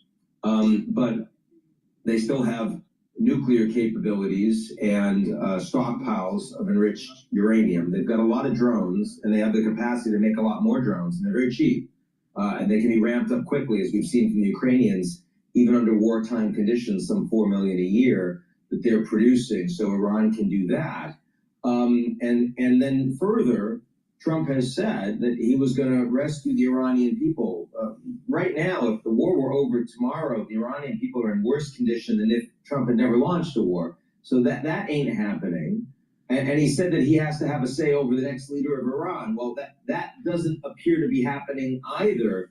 So for Trump to say he's winning or to announce that he's won really requires changing his own goals for the war, which he's very capable of doing, but it's not clear that everyone's going to allow him to get away with that. Is it clear to you what objectives the Trump administration has in this war? Sure. Well, originally, sure. They wanted Venezuela redux. I mean, they sat down in negotiations with the Iranians, and they had lots of demands that the Iranian government was unprepared to accept. So this was a combination of last year's 12-day war, which is take out a number of the military capabilities that the Iranians refused to negotiate away, and at the same time remove significant parts of the leadership that you find intransigent.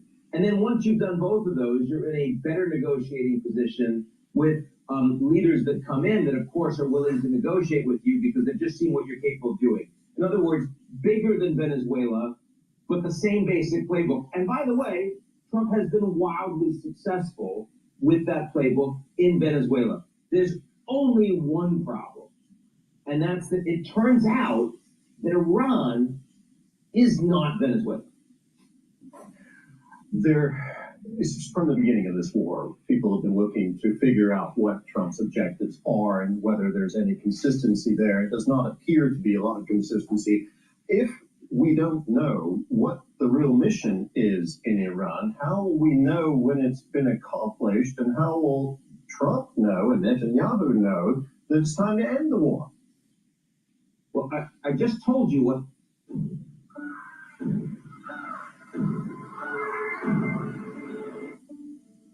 Something's different. I'm changing. I don't know if I like who I'm becoming.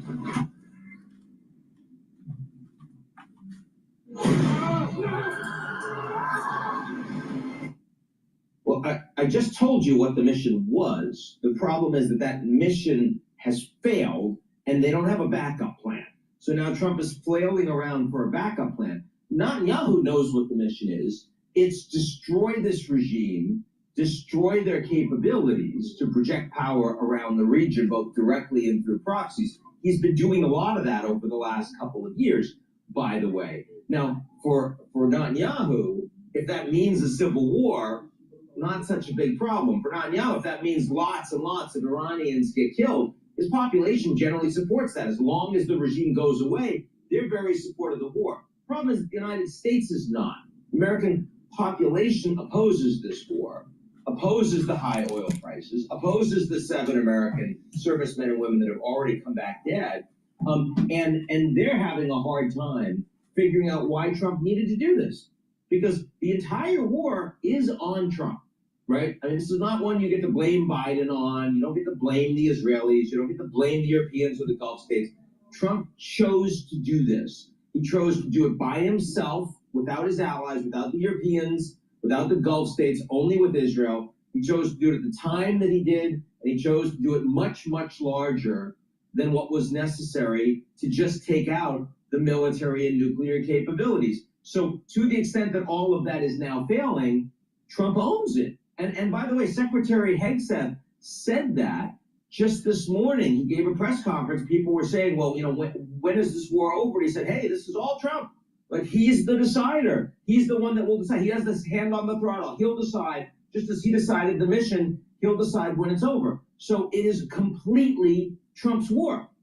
And to the extent that this war is going badly and has an initial mission that can't actually be fulfilled, that's for a guy who's, you know, trying to get midterm elections going his way. This is really a bad decision, right? This is, I consider this the worst foreign policy decision Trump has made in either of his 2 administrations, and that's quite significant. Looking at leadership, on the other side now, we're looking at a new supreme leader in Iran, Mojtaba Khamenei. The son of Ali Khamenei is now the new supreme leader in Iran. As you mentioned, Donald Trump wanted to have a role in choosing the next leader. He obviously didn't get that. So my question to you is does the new leader have a target on his back, and what sort of changes should we expect from Iran under this new leadership, if any?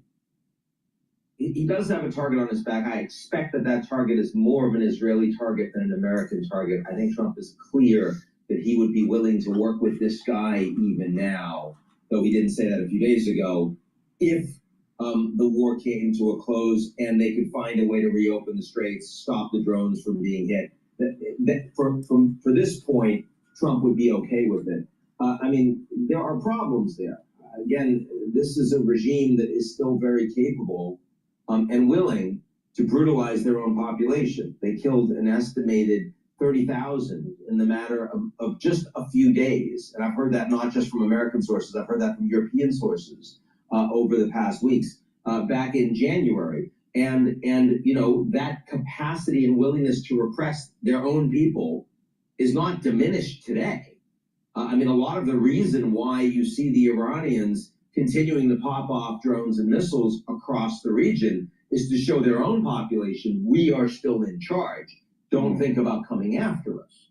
So that's a big problem.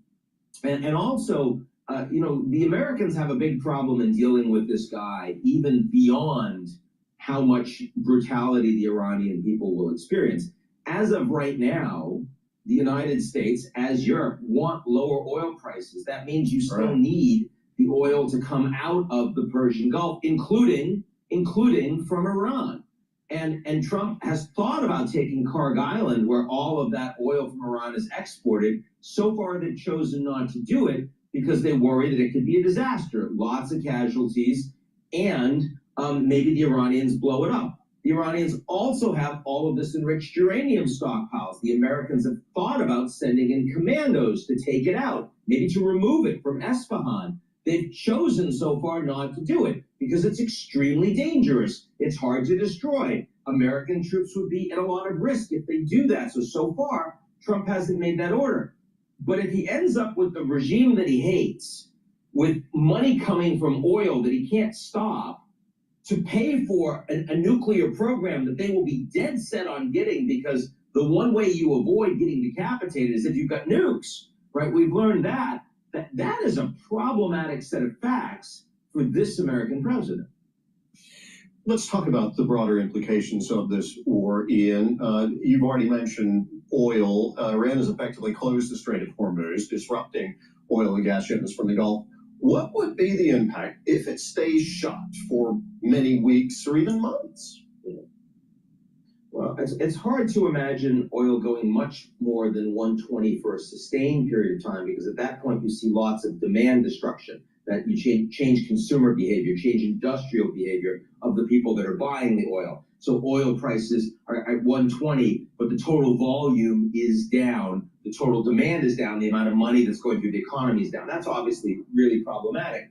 I've got to tell you, I'm not surprised oil prices came down on the back of Trump's statements, because they are indeed de-escalatory. But right now, the Trump plan for getting oil through, which involves providing insurance as well as providing military escort, which is being ramped up, the shippers are not okay with that.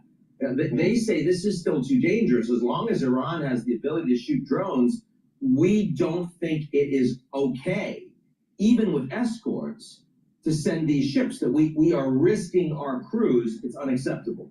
So at this point, it does not seem to me that the straits are going to be reopened soon. And if that's the case, the markets are seeing something I don't understand in terms of the level of complacency around oil price right now. Of course, the markets in Asia are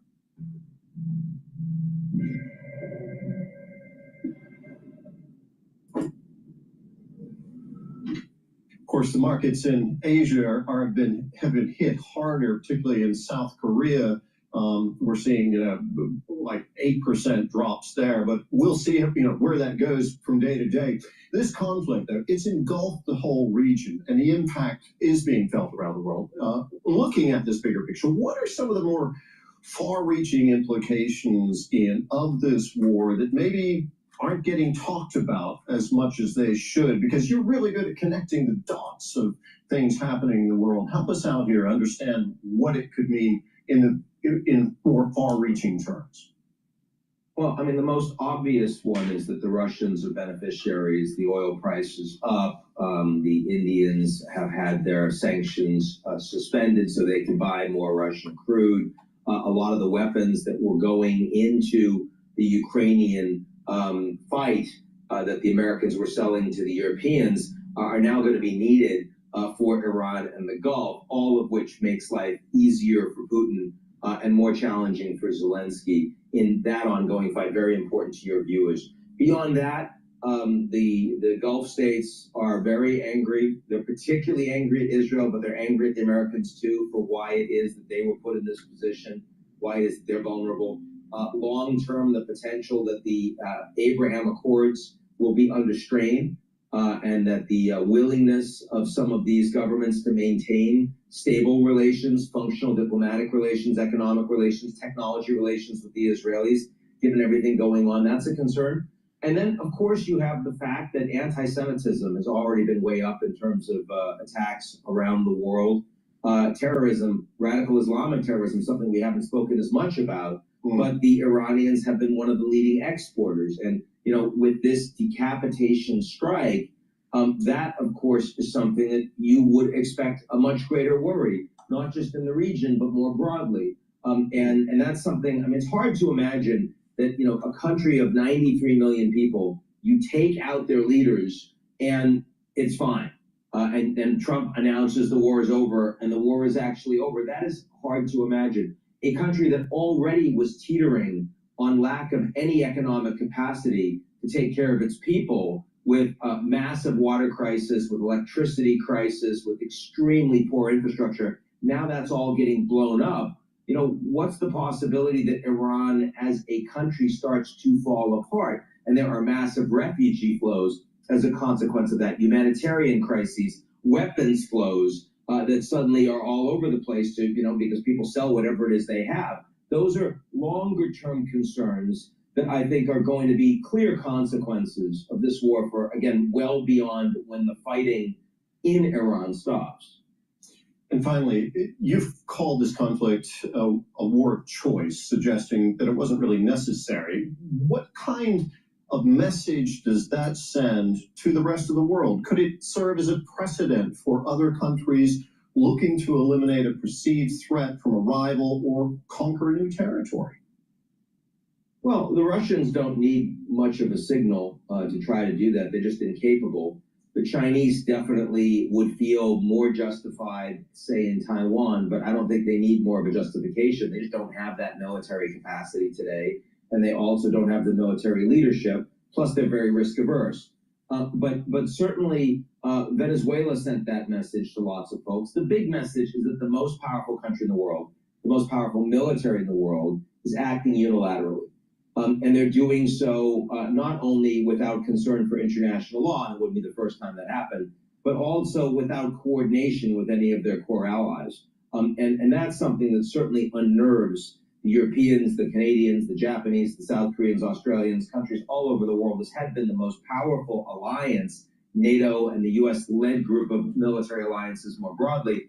And those alliances, frankly, are facing very significant disruption from this US policy set.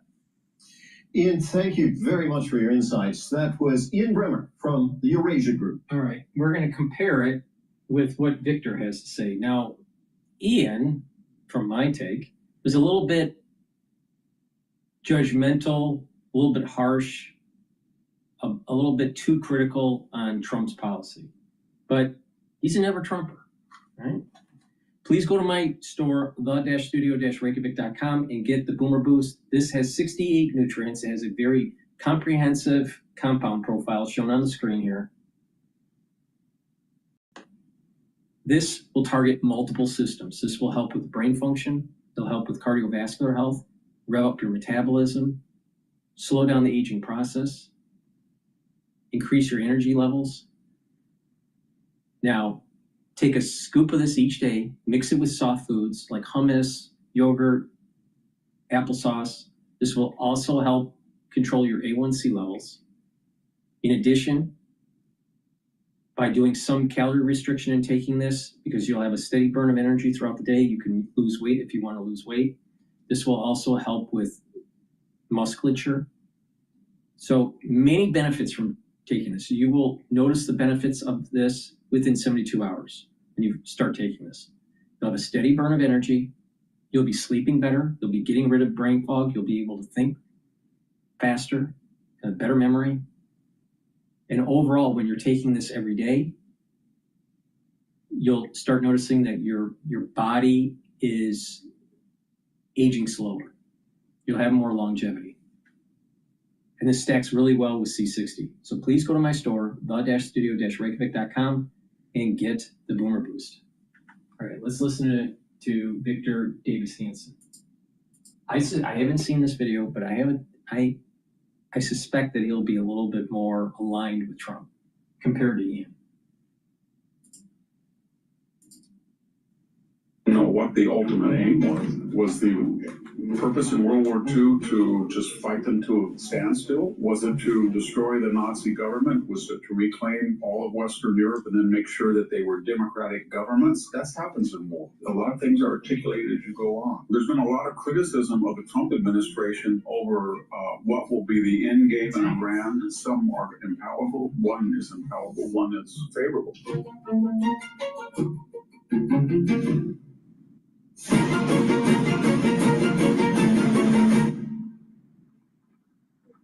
Hello, this is Victor Davis Hansen for the Daily Signal. There's been a lot of criticism of the Trump administration over what will be the end game in Iran, and I'll get that in a second, but they've also said, what is your agenda?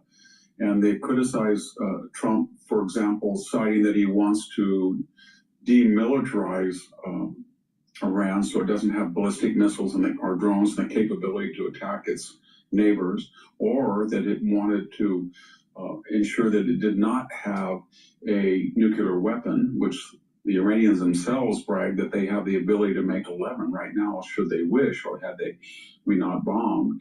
There's also an agenda, his critics say, well, he wants to overthrow the government or at least help the protesters.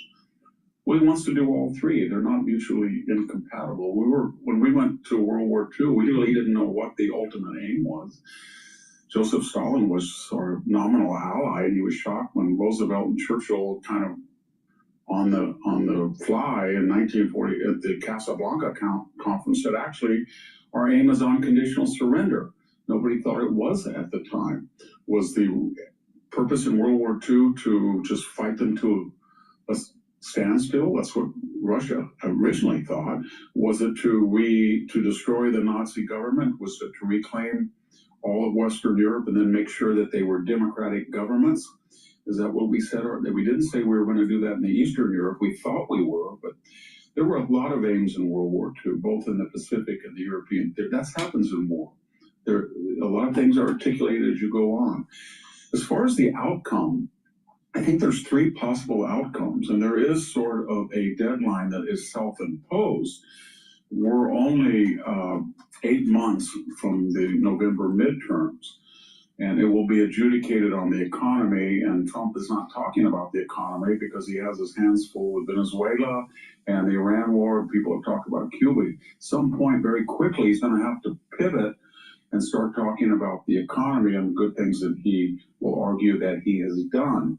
And he has to get the tensions lowered so that oil tankers and commerce can go freely out of the Straits of Hormuz and gas prices will go back. Kind of ironic for Democrats that gas prices have rise when they were 30 or 40 cents lower than the average under Joe Biden.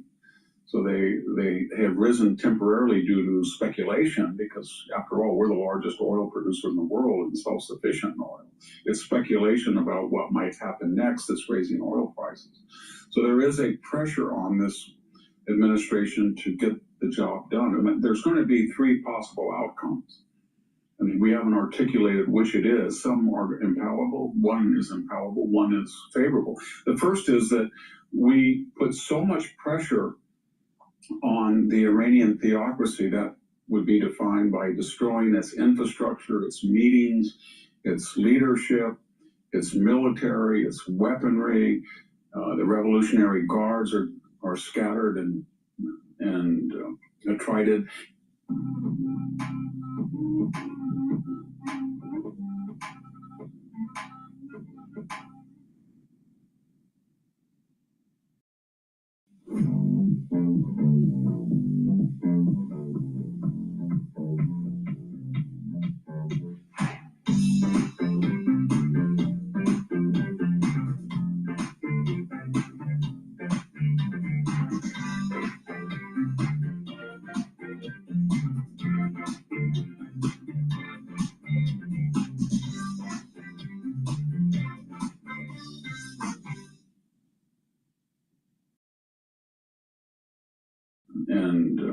tried it. And at some point, there is going to be either a call for them to say, no more, no mas. We're losing our entire country's military infrastructure. We have no Air Force now. We have no Navy now. We have very few missiles. We give up. We can't take it anymore. Okay. And that would be followed then by a popular uprising. And that would mean that demonstrators, then the theocracy would say, we can't do it anymore. People who had demonstrated, 30-something thousand had been killed in the last, they would pour back out on the streets. There would be an interim coalition government, dissidents in Europe or the Shah's son. Some people would come over and they would have explicit instructions to form a coalition transitory government, leading the way to a consensual government with elections supervised by outside powers, the EU, NATO, who knows. And eventually, within a few months, there would be an elected government with the warning that they will not allow the theocrats to come back and participate, just as Germany didn't allow the Nazis to participate in the government, and they would be under strict instructions that they can't get a bomb and they have to dismantle their missiles if there's any left for a particular period of time while they're inspected. That would be the optimum choice. In other words, regime change, demilitarization, constitutional government. Iran goes from being the problem in the entire Middle East in its efforts to make a Shia revolution and overthrow the Gulf states, destroy Israel, etc. No, and now it is a force for good and a force multiplier of the Abrams Accord, etc. The second possible solution, I would call it the Venezuelan solution, with the caveat, we don't know how Venezuela is going to work.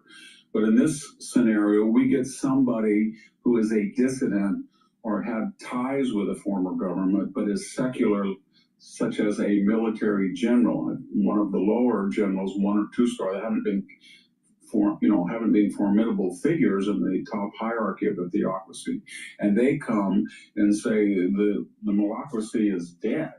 And most of the generals are dead. And I represent dissident generals that want to stop this war. And we promise you that we will agree to the negotiation demands before the war to stop the ballistic missiles, stop the huge subsidies to the Houthis, Hezbollah, Hamas.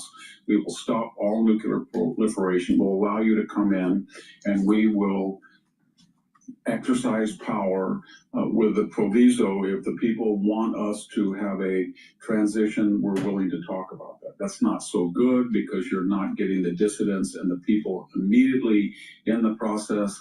But on the other hand, you have somebody who has power in the government and supposedly would be backed by what's left of the army to get rid of theocracy and could serve as a useful kind of Venezuelan partial transition, as we saw earlier in the year. And finally, the worst scenario, but it might happen, I would call it stewing in their own juice. At some point, a month, 6 weeks, we've done about all we can. In other words, we've destroyed the military ability in every aspect of Iran to hurt its neighbors, at least for the foreseeable future. We may even have found their nuclear material. We wiped out their leadership, but there's still people fighting, and we don't want to go there in the ground. And so we just say, well, see, you wouldn't want to be. We've done what we can. It'll take anybody takes power 5 to 10 years. We hope that you people who were so brave to go out on the street will now, after we've stopped bombing, it's in your hands. We're not going to tell you to have a consensual government. We're not going to try to keep wiping out your enemies. We're done. We did this for a month or 6 weeks, and it's up to you now to take the reins and create your own type of government according to your own wishes, with a caveat: if you let the malacracy come back, we will be back. But for now on, we're not going to put ground food. We're done. And that would be the third. Obviously, the best thing in the world would be to have the Ayatollahs completely out of the picture, completely impotent, the army disbanded, or at least not in service to the theocracy, a transitional figure coming in who would agree to a constitutional government with elections, and dissidents would flock back, and That would be a wonderful thing to see a consensual government around. The second best would be a Venezuelan solution. A strong man keeps order, but does not allow nuclear proliferation or aggression against its neighbors for the time being. The third was, we've done enough. We've defanged the tiger, and we don't really know what's going to happen, but from time to time we'll check in. But in the meantime, we hope you distance. We hope you could do something, but it's not our job, not our responsibility. With that, I'll leave you. This is Victor Davis Hanson for the Daily Signal. Thank you for tuning in to the Daily Signal. Please. I think Victor Hanson's assessment was better than Ian's. Please go to my store, the-studio-reykjavik.com, and get the C60. C60 is a very potent antioxidant that will soak up free radicals and slow down the aging process. You can get it in avocado oil, extra virgin olive oil, and in MCT coconut oil. C60 needs to be suspended in an oil for proper absorption. Take it, preferably on an empty stomach. Take a teaspoon a day every day. Every day. And what this will do is soak up free radicals, and it's going to help many different organ systems. It'll help with your brain, cardiovascular system, help with your immune system and your endocrine system. By soaking up those free radicals at the cellular level and at the tissue level, you're going to reduce inflammation and reduce stress.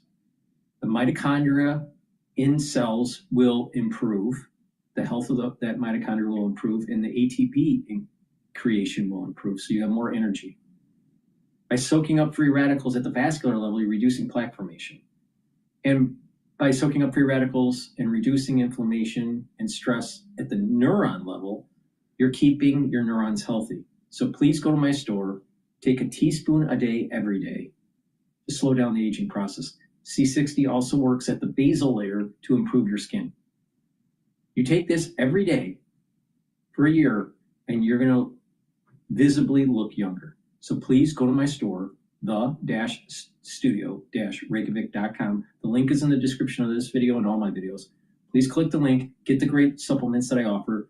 Make sure you use discount 5, all caps, discount 5. You save $5. I want you to save some money, but get these products, take them every day, and slow down the aging process. It's a great way to get healthy.